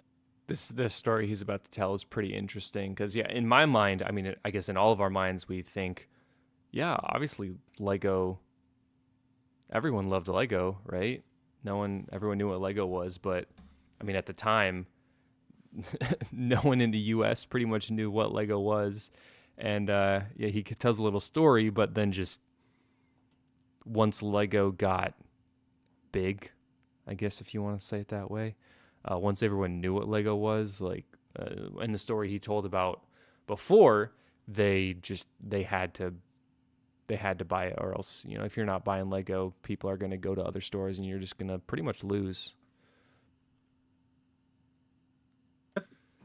And along the way, our actually house rep from Gallo, at one point he said he's leaving the company. His name was Jim Ray. So, hey, Jim, what's going on? Come on, what are you doing? Well, I'm going to go to work for this foreign company. Okay. All right, Jim, what do they do? Well, they make these little bricks that you put together. Huh? Yeah. What's the sales volume? What's the sales volume in the United States? Well, nothing. It's like you're going to go to work for some foreign company that makes these little plastic bricks that has no base in the United States. What are you, nuts? Just a little bit. Yeah, well, it worked out. Yeah. Holy smokes. Yeah. Yeah, it's just funny that nowadays you wouldn't think twice, but back then, like, oh, let's work for this company, this overseas company, and do this. But right? It's just like, I imagine it being dubious, pretty dubious.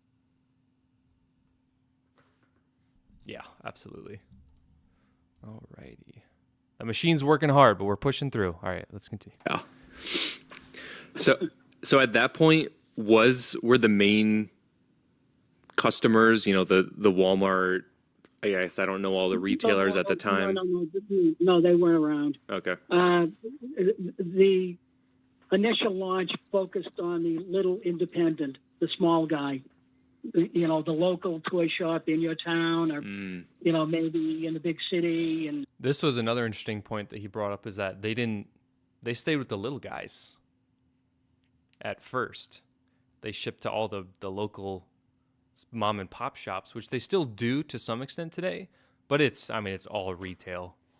Interesting. Yeah. So it would have been like I don't know if KB Toys was around at the time. So it would have been like little KB Toys stores or maybe even Toys R Us. I would say they at that time or whenever Toys R Us came around, they probably would have considered Toys R Us more of a bigger retail. So I'm thinking more like Interesting. So it was literally just like mom and pop toy stores. Exactly.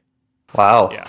And he'll talk about it a little bit, but So I would imagine like a lot of the five and dollar, like the 5 cent dollar stores and that kind of stuff too, or was that too low end? I would say that was too low end. It was more the independent local toy shop. Yeah. You know, just your local little guy. It was that way for quite a while. Wow. And then what did that shift when you were there, or was that after you had left the company? No. That shifted, I'd say, probably 5 years down the road. Huh. We got into Kmart. Kmart. I know that for all practical purposes, out of business now, but they were a biggie. Mm-hmm. Sears, got into the Sears catalog, which at the time was like the Bible of Oh yeah. of toys. It's no longer that. Sears does Sears even exist anymore? I think they're completely gone, right? It does exist in a very detached fashion. They have small little Sears like appliance, very small, like little small. I haven't seen an actual Sears store in quite some time. Interesting. They do have. I do think they have small little, very reduced stores. Mm-hmm. I think. Not what they once were. No. So very sad story. I mean, yeah, them, Toys R Us. It's Yeah. crazy. Those were probably the two biggest acquisitions as far as customers go that really lifted sales tremendously. A lot of the locals didn't care for that.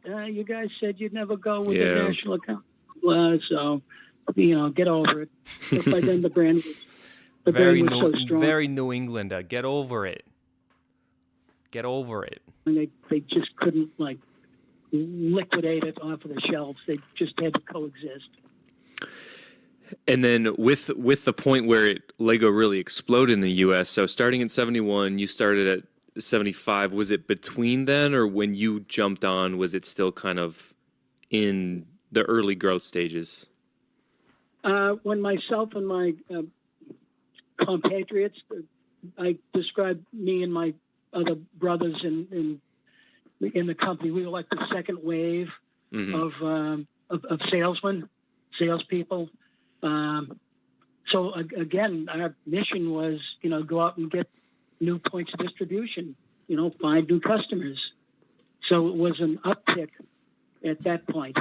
And then as far as geographically spaced across the U.S., I would assume naturally, where you were starting, it kind of started on the East Coast and then bled to the West Coast, or was it kind of, was that the natural progression?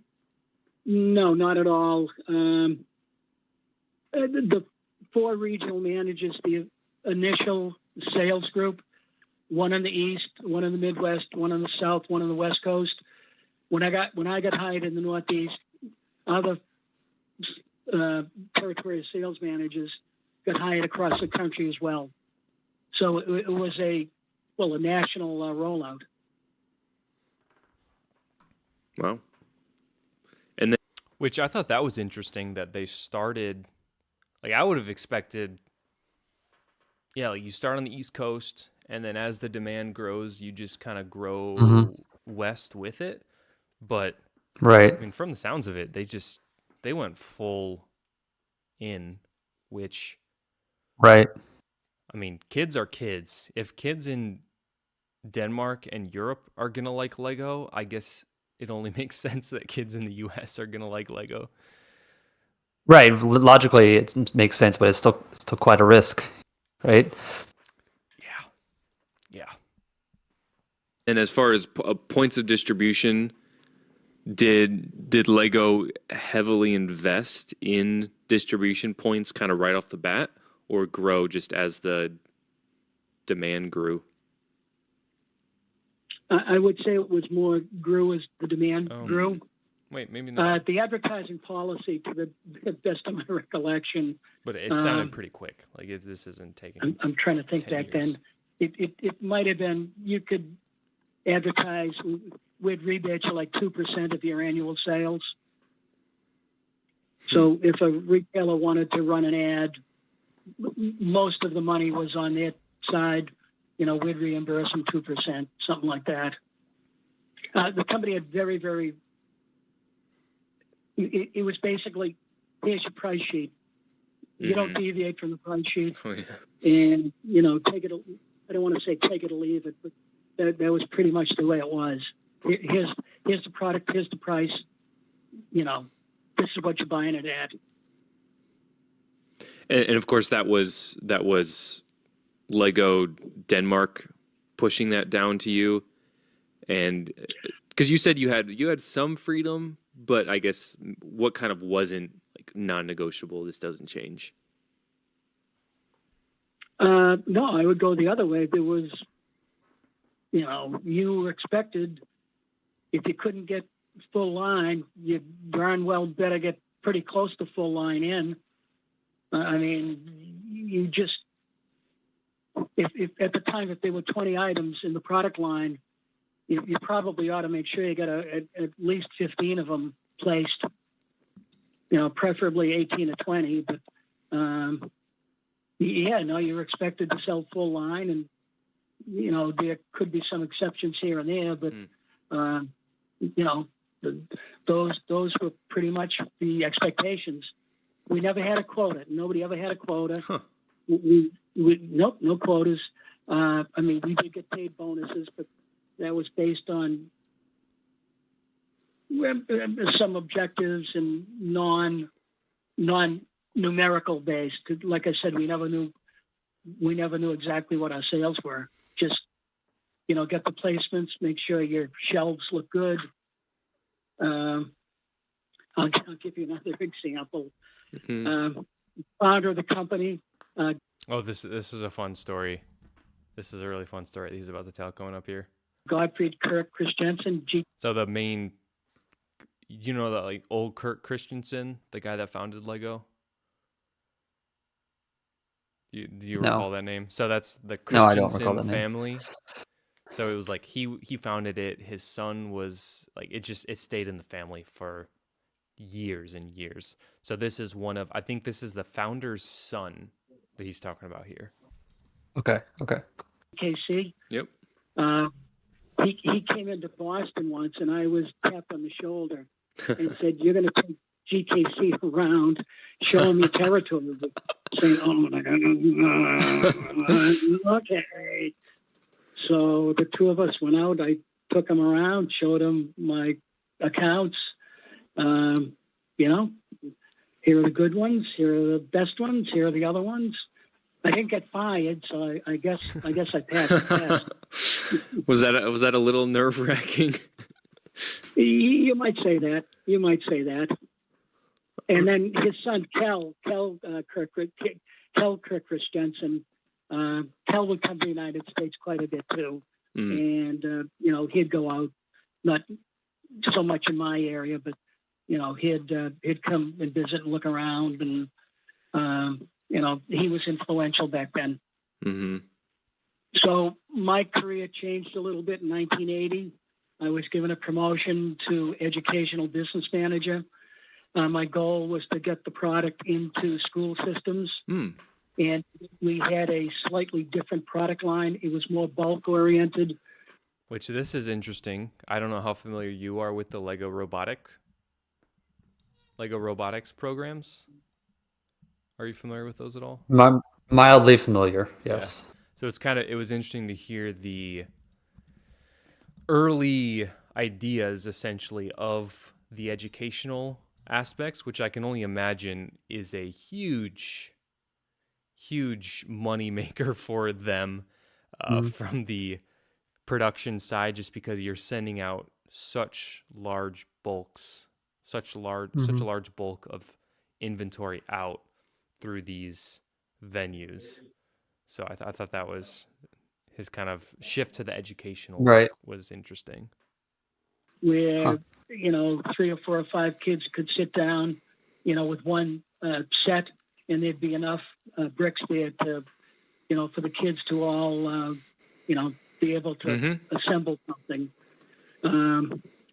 So I did that. I don't know, 3 years, I guess.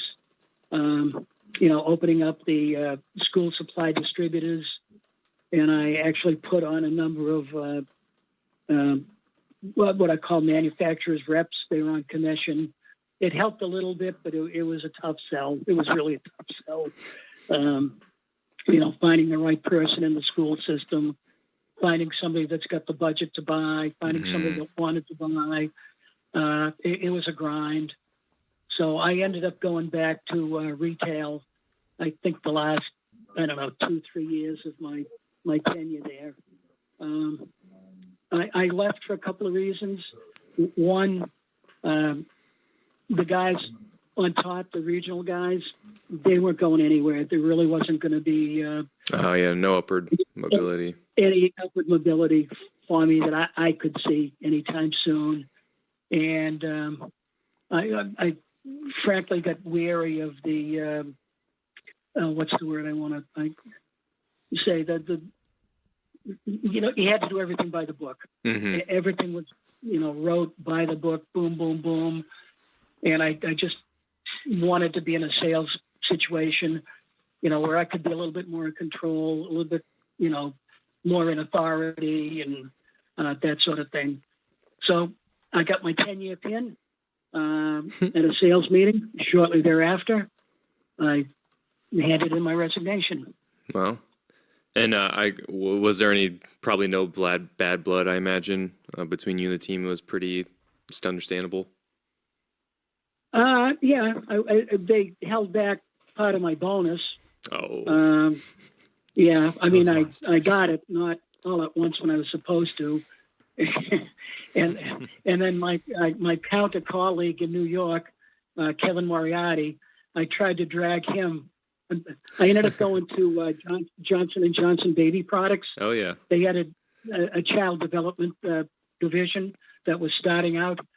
So I tried to see if I could get Kevin to come along with me to, take over New York. And he decided no. And the higher-ups found out about that. And they weren't particularly happy about that. Yeah. But I did get paid eventually. That's always nice. So what you kind of mentioned, I think you mentioned, maybe not, but I kind of want to get into what were there any bumps, or bumps meaning maybe years where Lego was kind of on the decline in your tenure period, or was it always trending upwards every single year without a doubt? It was always trending upward. Wow. There was no falling out of favor or falling out of vogue, or every year there were some new items. The basics would be basics, and then on top of that would be the new stuff. Mm-hmm.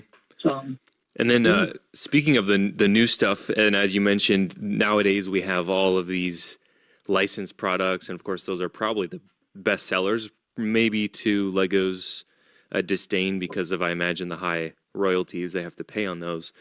But at the time, what sets, what lines, maybe themes were kind of the hottest where they couldn't keep these on the shelves? Well, on the low end, the under age 3, with the Duplo bricks, which were double sized, the Duplos, those those were the big ones that you couldn't swallow. Duplo name drop. I love how he said the big ones that you couldn't swallow, which I didn't really.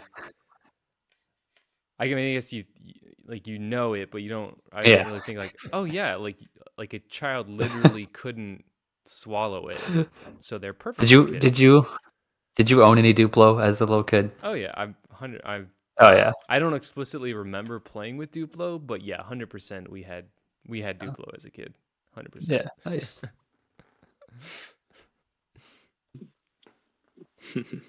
Then beginning, well, basically at age 3 and above, there were the basic sets, which were an accumulation of bricks and Wait. Do we have any 3+ sets nowadays? I know we have 4+. I don't know if we have any 3+ sets. That was interesting that he started at 3. Yeah, I don't know because it's so far Yeah, below it my is. purchasing radar.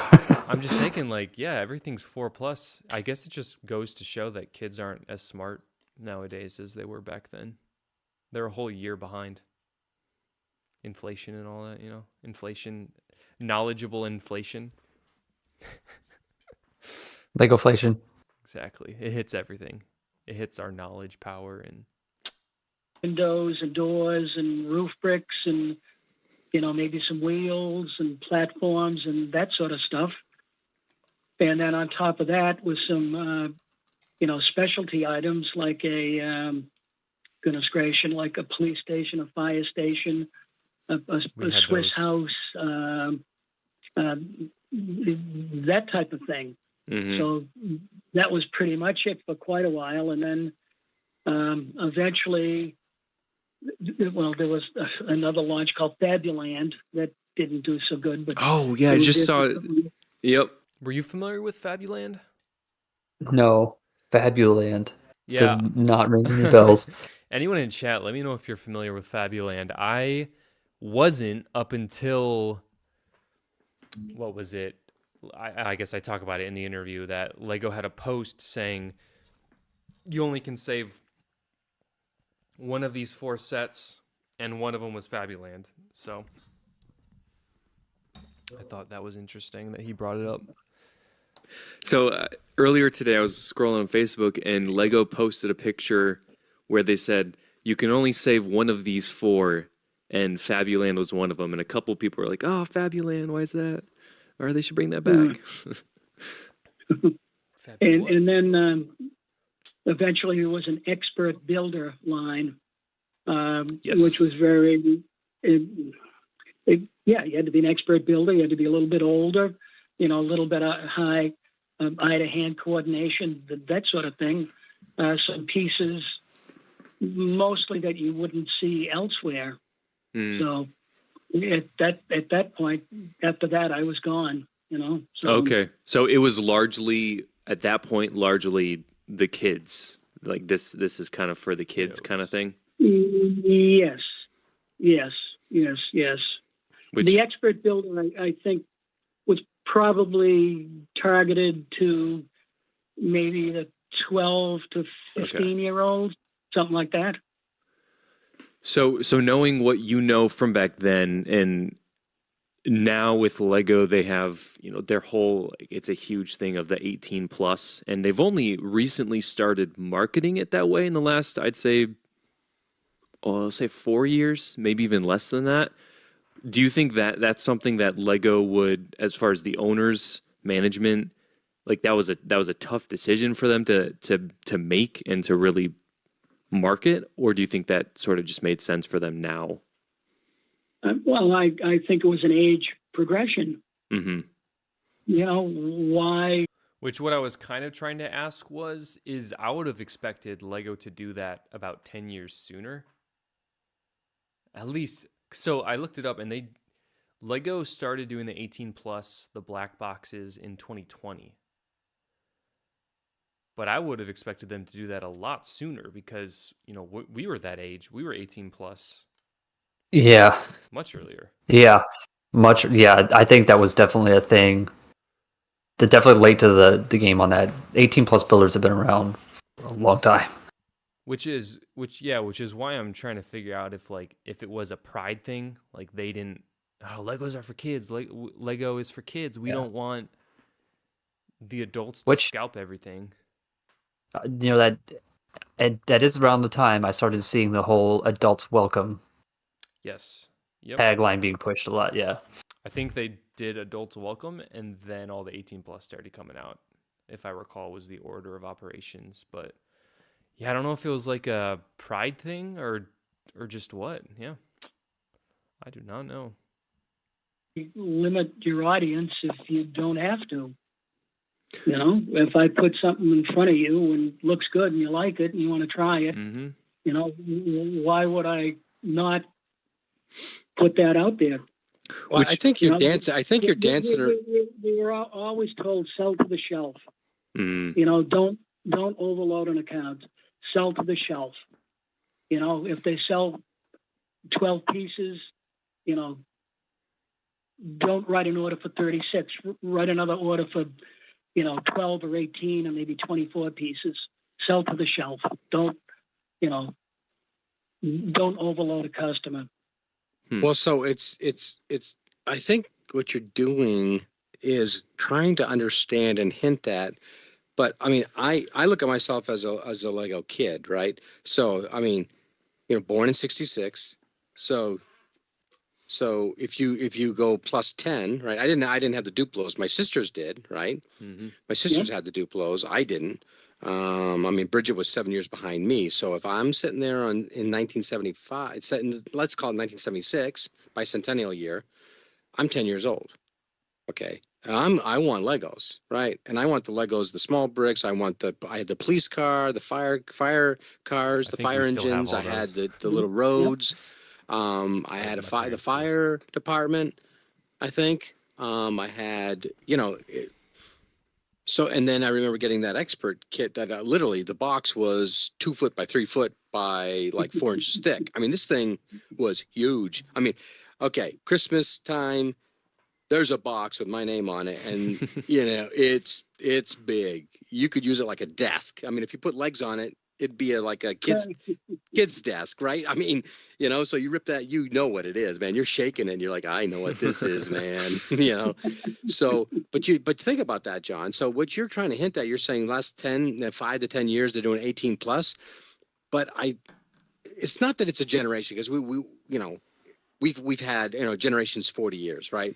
So you say 70, well, 40, now you're at 2010, that's another generation. So we're into the, like, let's call it, in this country, you know, are we talking Lego is in the 1.5 generations to it's starting to complete its second full generation, let's say, maybe, let's just pretend that. That's why I think that they have the ability to do the 18 plus, you know, the $300, $600 Lego kit that literally has what, 4,000, you know, how many parts do those things have? 1,800 parts? At on the small end, yeah, up to Really? 5,000. So, I mean, oh my gosh, that to me is just like insanely, like, I'd never want to buy that. I wouldn't have the patience for it. But if you're in the second, you're going to about ready to end the second generation of a continent, of a country like the United States with a toy company. Yeah, they're going to be really mature and really sophisticated with all these. Which, yeah, I guess what my dad was saying was making sense, that generationally they're only on the second generation of, well, starting to hit the third, Right. but they're only two in, which that's crazy to think about it from that perspective, is Lego is only two and a half generations into the United States market. Right. So I guess Those kids grew up.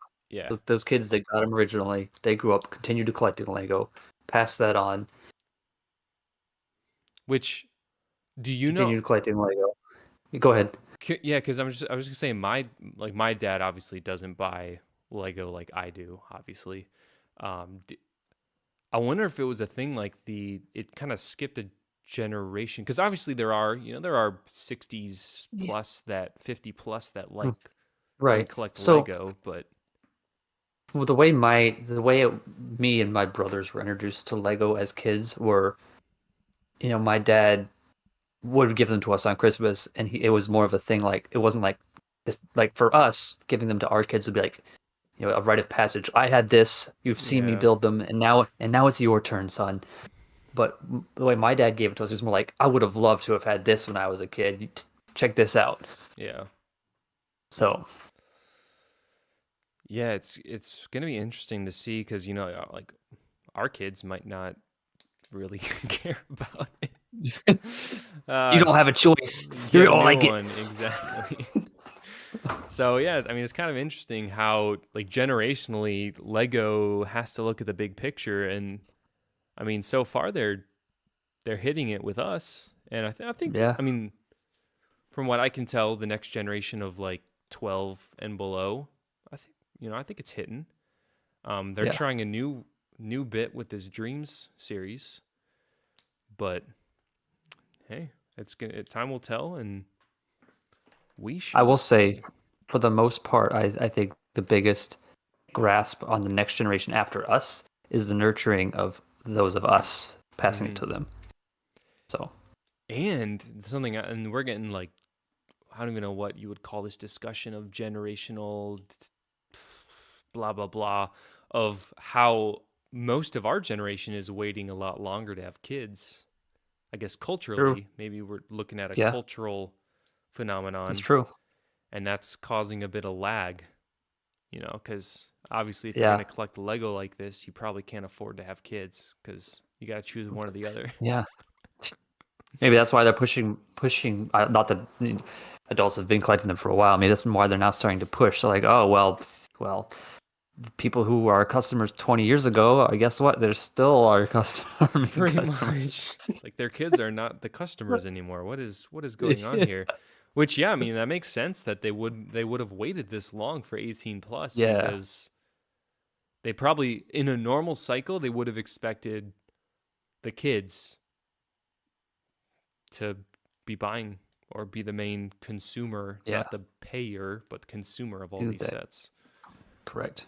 So that dialogue is interesting. Let's see, I gotta fix this. They will either love it and want to play with all your displays, or hate it, which is worse. Yeah, they'll probably go to middle school. Yeah. I'm not sure what approach you'll take to parenting CPA, but I will never ever scold a child for wanting to play with a Lego set. I don't care how expensive it is. Mm, Maybe if he breaks it, I'll be a little upset, but I'm never gonna deny a child they will the need to be call of the Lego. supervised. They will need to be Correct. supervised. But I'm not gonna be like Mr. Business from Lego. Like, you went into my Lego room. What are you thinking? So, like, would you let them hold the Slave One and fly it around, like holding it like this? Supervise. Yeah. Like, kid wants to play with Lego. I'm gonna nurture that. Like, I would probably, and this is as of now, obviously I don't have kids. I would probably let them. I'd put the Slave One flat on the ground, and they can like play with the characters around it. I don't know if I would let them hold it and run it around the room. I think that would be Yeah, I mean, depending it's on how gotta. old. I understand parenting styles are vastly Yep. different, but at the end of the day, I would be like, I mean, it's a kid, They're it's a showing kid, interest. and they're kind of toys. In a way, and in his mind, it's a toy, and like, Yeah. Yeah. am I really gonna deny him playing with what he sees as a toy? Like, Yeah. I mean, Bionicles 100%. Bionicles are going to be 100% on what would you call it?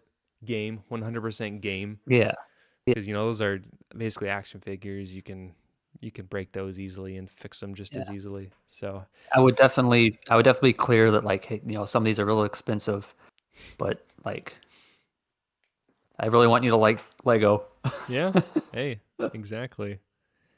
All right, we got 15 minutes left in the interview, so we're on the final stretch, and we get there's some good discussion here, so that's why I'm kind Yeah. of squeezing it out.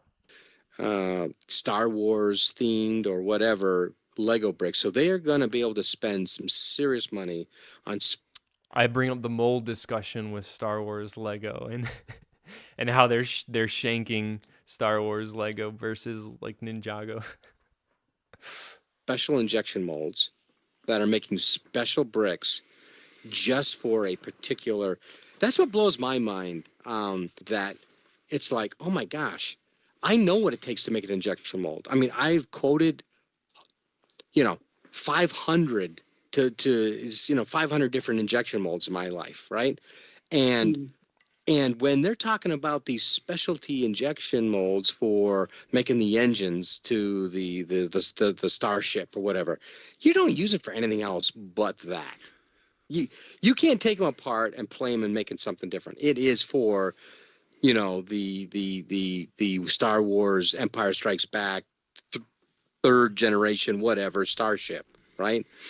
And it just That's blew true, my Andy. mind that they would spend, because I know the Europeans, they spend good money on good injection molds. These things are high end, highly polished, properly processed injection molds. They're not cheap. They're not junk molds.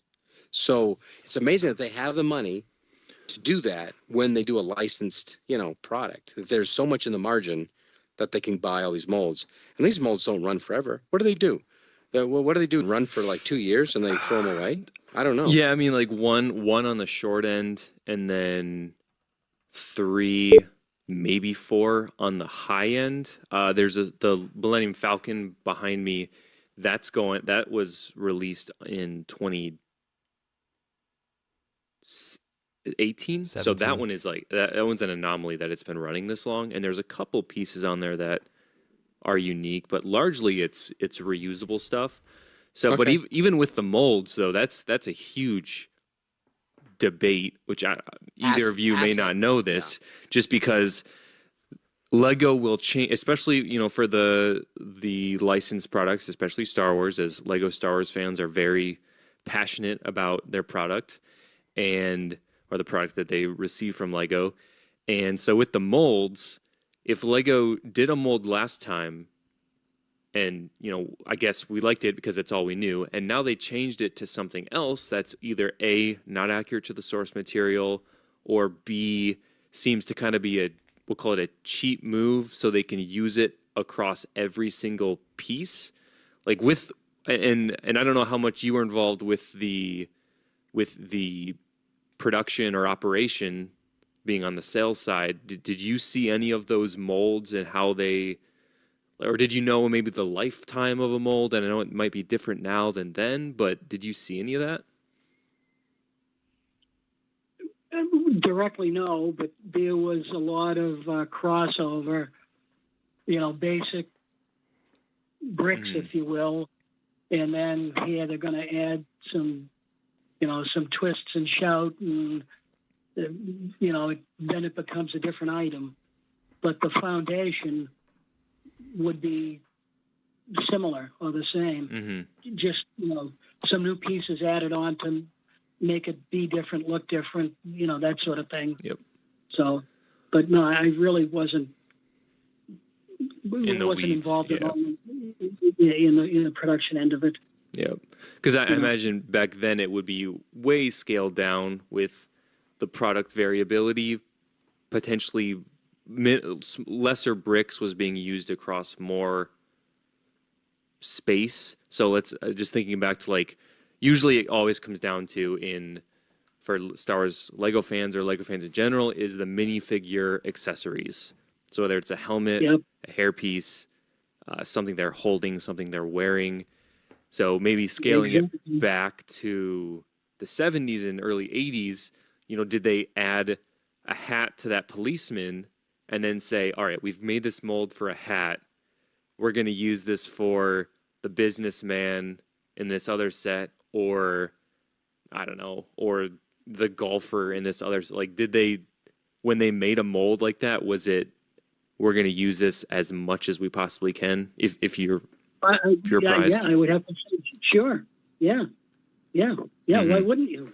Yeah, what I remember with those kits were it only makes sense. colors. I mean, the bright blues, the yellows, the clears. They would make a 2+2 or whatever you're going to call it, and they make it clear. And that was the cheap way to make a window, as opposed to having an actual window frame that they made, right? But I remember the colors. I mean, they would be yellow, blue, red, black, white, green, orange. Do they have any orange? I don't know if they had any orange. I don't recall. No, I don't think Not that so. I recall, no. Not, but to your point, you name the primary colors. yeah. So to your point, though, it's like there was the standard bricks, and they just pumped all the colors for the bricks. Now, things that were total custom were like trees. I remember that there was this one green tree, and it was all it was is a tree, right? I mean, so how many did they make? I don't know. Probably not that many. But I mean, for a landscape, you needed a tree. So there was like a pine tree shaped one. There was a round, like a ball, like a shaped bush shaped tree. Those kind of things, right? Maybe a cactus. Was there a cactus one? I don't think I it was don't a recall. cactus. It was more of like a Yeah. bush. I think they just doubled. Yeah, exactly. But I mean, those are custom. Those are just one use kind of molds. But you could use them again and again. They're trees, right? Yeah. If you're going to do a mountain scene versus a cityscape versus, you need a tree. So you'd just make that. But yeah, I mean, I would say probably 85% of those bricks back in the 70s and early 80s. I mean, they just made the molds and they could use them again and again and again with all the different colors. The roof bricks were angled, but again, you're going to build a building, you need a roof brick. They would just be different colors of the roof bricks. Yeah, no, I would agree with what you just said. Yeah. Pound out the basics and, Yeah. implement that with some specialty pieces, which makes it a different item, a new item. Yeah. That's interesting. That's awesome. Yeah, because nowadays even with their new lines like Ninjago is a really, really big line, as it kind of sounds. They're ninjas, essentially. And they have a lot of customized or what would appear to be custom molded pieces. And then some Lego Star Wars fans would claim that they're kind of getting a lot of reused pieces. So was there any licensed products that you worked with back then, or was it all just original IP? It was all original and generic. I mean, we did some. There were a couple of space-related items, but they weren't licensed. That was a foray into. Was that the Blacktronic? Or was that in like the 80s, 90s? Space Police, maybe it was 80s and 90s. Because I don't remember the exact sets that were. I know Space was huge way back, but I can't remember if it was those ones that were in the 70s, because that's or 70s. I don't into the recall it. 80s. The earliest ones I'm aware of is Space Police, but that's because I didn't start getting sets till the 90s myself. So yeah, yes. A category, that would be different than, buildings. It was space related. Yeah, there were 3 items. You get 3 space sets.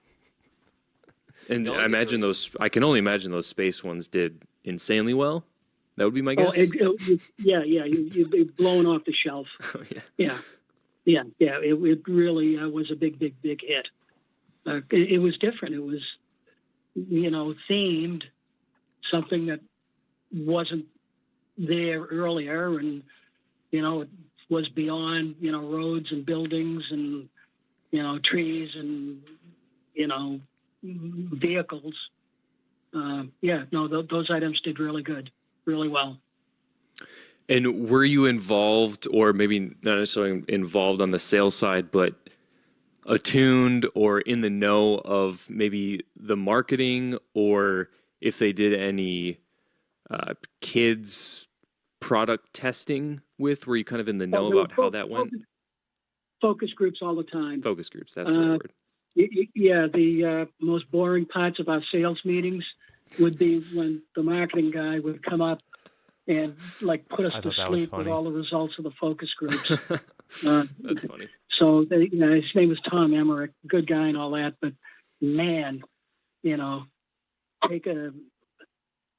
put a pillow on your desk because your chin was going to hit the desk. But yeah, no, a lot of focus groups. And I mean, can you remember anything interesting from those focus groups that really stood out to you? We're like, all right, we got to bring these to the customer. No, it was like,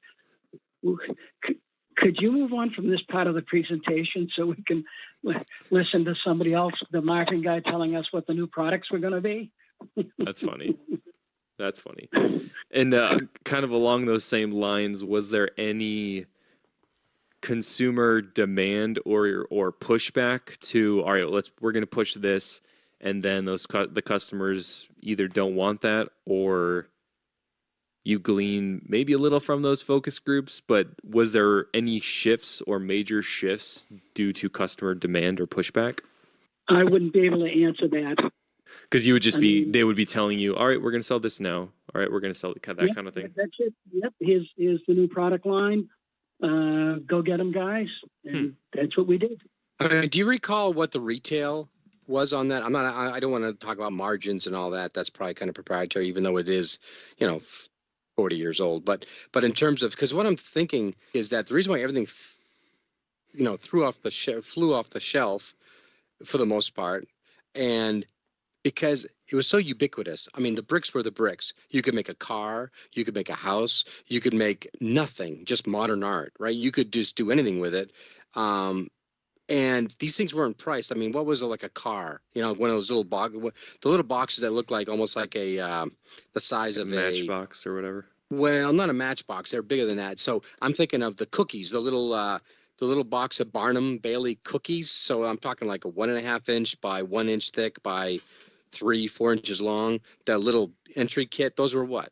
$3 a piece, $2 a piece. I was going to say probably, $3.99, $4.99, depending upon, Now that's back in the 70s. So $4 back in the 70s today is probably what, like $12 maybe. The feeling of, man, I gotta put a $5 bill down, right? So you got to put a $5 bill, and you're going to get, and you're going to burn up. So as a kid, with a paper route, $5 is like, that's a little bit of money, right? But you still want to do it because every week or every other week you want to go down.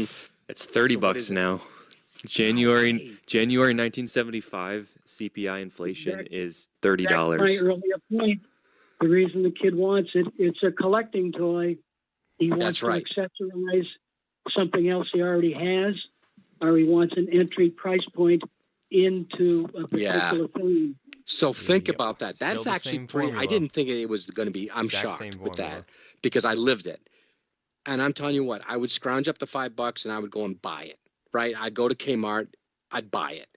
But the point is, I didn't know that I was actually spending $30 in today's dollars as a kid. That's a lot of money, right? I mean, seriously. Which then, I mean, pointing to that, if just thinking of what you're describing as a set, I would say nowadays that's a $9.99 set. You get one, maybe 2 minifigures, probably just one minifigure, and then a car or a vehicle or some kind of flying machine, and you get that for $9.99. But what you're talking about today is that they've got molds that are 32 cavity molds that are doing 20-second cycles, and they're just pounding the bricks at this point. Yeah, because I was thinking like, wow, that's crazy. That inflation, we should be, don't tell Lego, charged a lot more nowadays. But it's just like he was saying, it's instead of back then, one mold could only make 4 pieces. Now it can make 30 pieces, and it's just so much more efficient nowadays. Yep. Kayla says it's kind of like Barbie. You get one, you wanted the sister or the extra clothes or the pet, etc. Right. Exactly. All right, we're almost done. They should be in that, there's 16 cavity to 32 cavity molds for those standard bricks, right? They should be just pounding out those things. That's why you can only sell them for $10 at this point, because now they've got the economies of scale, right? And I mean, their margins on the big stuff, I can only imagine, is very, very high. Wow, that's awesome. Yeah, it's a good conversation. I mean, it's definitely a walk down my memory lane as a consumer, as an end item. Kid using them every weekend, after school, not wanting to do my homework, go down the playroom in the basement, and there I am messing it all up again. Oh man, some things never change. Yeah. Hey, and then people are. I mean, I'd say on YouTube, there are hundreds, probably thousands of YouTube channels, and various social media accounts just dedicated to Lego. That many? Wow. Yeah. So Why? Well, I Who would hope do I've such a been some thing? assistance to Why are there so you many? all. It's been Most really definitely. good Nobody to ever chat, watches them, I and bet, I though. know, right? let's all chat again sometime in the. Alrighty. There's stop. Did I That already stop the share? Yes, I did. that was very educational, and I got to give it to you.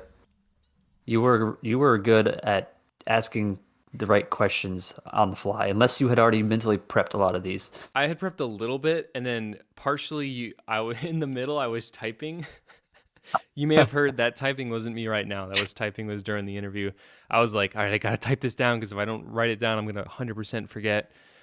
But yeah, and then my shout out to my dad as well. He was being in, especially in plastic injection molding himself. It's he kind of was a lot more in the know on that, and just Right. without him, that would have been a lot shorter interview, I think. So I'm glad he was there as well to kind of mediate and moderate a little bit. So I mean, yeah, did anything kind of stick out to you? Anything really surprise Yeah. you? Like I said, I approached this mainly just to get a history lesson, and that's exactly what I got. So I mean, that was great. Like you asked all the questions I probably would have asked or wanted to hear, Yeah, and it's but yeah, but I really stuck out to me was hearing about just how many sets there were in the beginning and the direction they took to kind of disperse them, and then where we're at now. which it's kind of crazy that they're essentially doing the same thing. Like their business Yeah. model really hasn't changed with how they, at least just from this kind of surface level, their business model really hasn't changed with how they interact with customers, how they interact with retailers. Like you got to buy the whole line, you got to buy the whole retail book. You can't just buy one lineup. That part was really interesting to me. Their pricing, they're still pricing those entry level. They've still got the, for lack of a better term, even though they don't call them, except maybe in the Mario sets, they call them expansion packs. They have the collection basis where you've got the huge, looking at this wave, you've got Yavin 4, the $160, $170 set. Then you've got, which I guess they did a better job of this in the past, but they should have had a Y-Wing.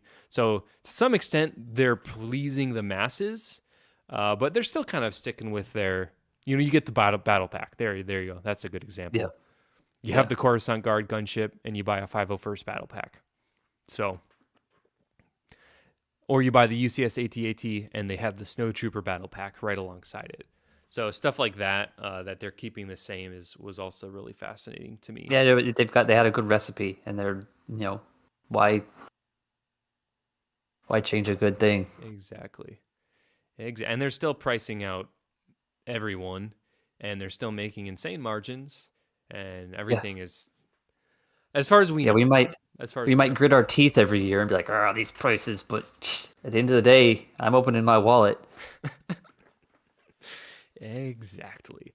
So yeah, to move on, in the same veins, there is still kind of an open dialogue with him and my family. So if you have any questions that you want me to ask him, and once again, just to reiterate, he was a territorial sales manager, and then when he went to the educational realm for a little bit, it was the educational business manager.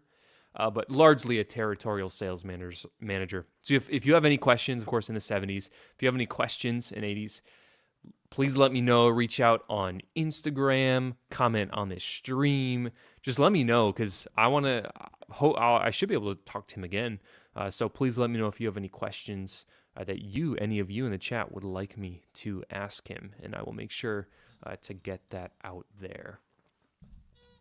Yeah, definitely nurture that relationship. There's a lot that you could probably get into. And even something that I kind of was thinking after the fact was, like all those people he named, was like, well, I want to talk to them about their experience. Even the first name he dropped was Jack Sullivan, who was literally the president of Lego, And I think he was there. I actually stalked his LinkedIn. Yeah, I wonder, with him leaving in the 80s, I wonder how many connections he still has with any of his old crew. Mm-hmm. Exactly. That's kind of what I'm curious as well. Yeah. And Yeah. Jack Sullivan was the president there from 72 to 83. Because I kind of selfishly, I want to kind of get connected with these people that were there when they started doing kind of the more recent themes. And they didn't do much licensing until like the late 90s. So there wouldn't be too many licensed sets, to my knowledge, to really consider. But Yeah. it would be really interesting to kind of get as current day as we could with the connections, and maybe just see what we can hit. So that's kind of where I hope that goes. And yeah, any other thoughts from you? No, that was great. Thank you for letting us share in that interview. Obviously, Absolutely. And I hope to have a couple more in the future, and we will, like I said, we'll see where it goes. So moving on from here, that's really all I had planned for this week's episode of the CPA-fol podcast. Thank you so much, everyone, for joining. Next week we'll figure out a new topic for next week. I do not fear there is much to talk about with Lego. yeah, there's you just start the conversation. We'll figure it out. Exactly. Well, thank you all so much in the chat for joining us today. Thank you, Brickotomy, for joining me with the discussion. And we'll plan for a similar time next week, and we will see you all there. Thank you so much for joining.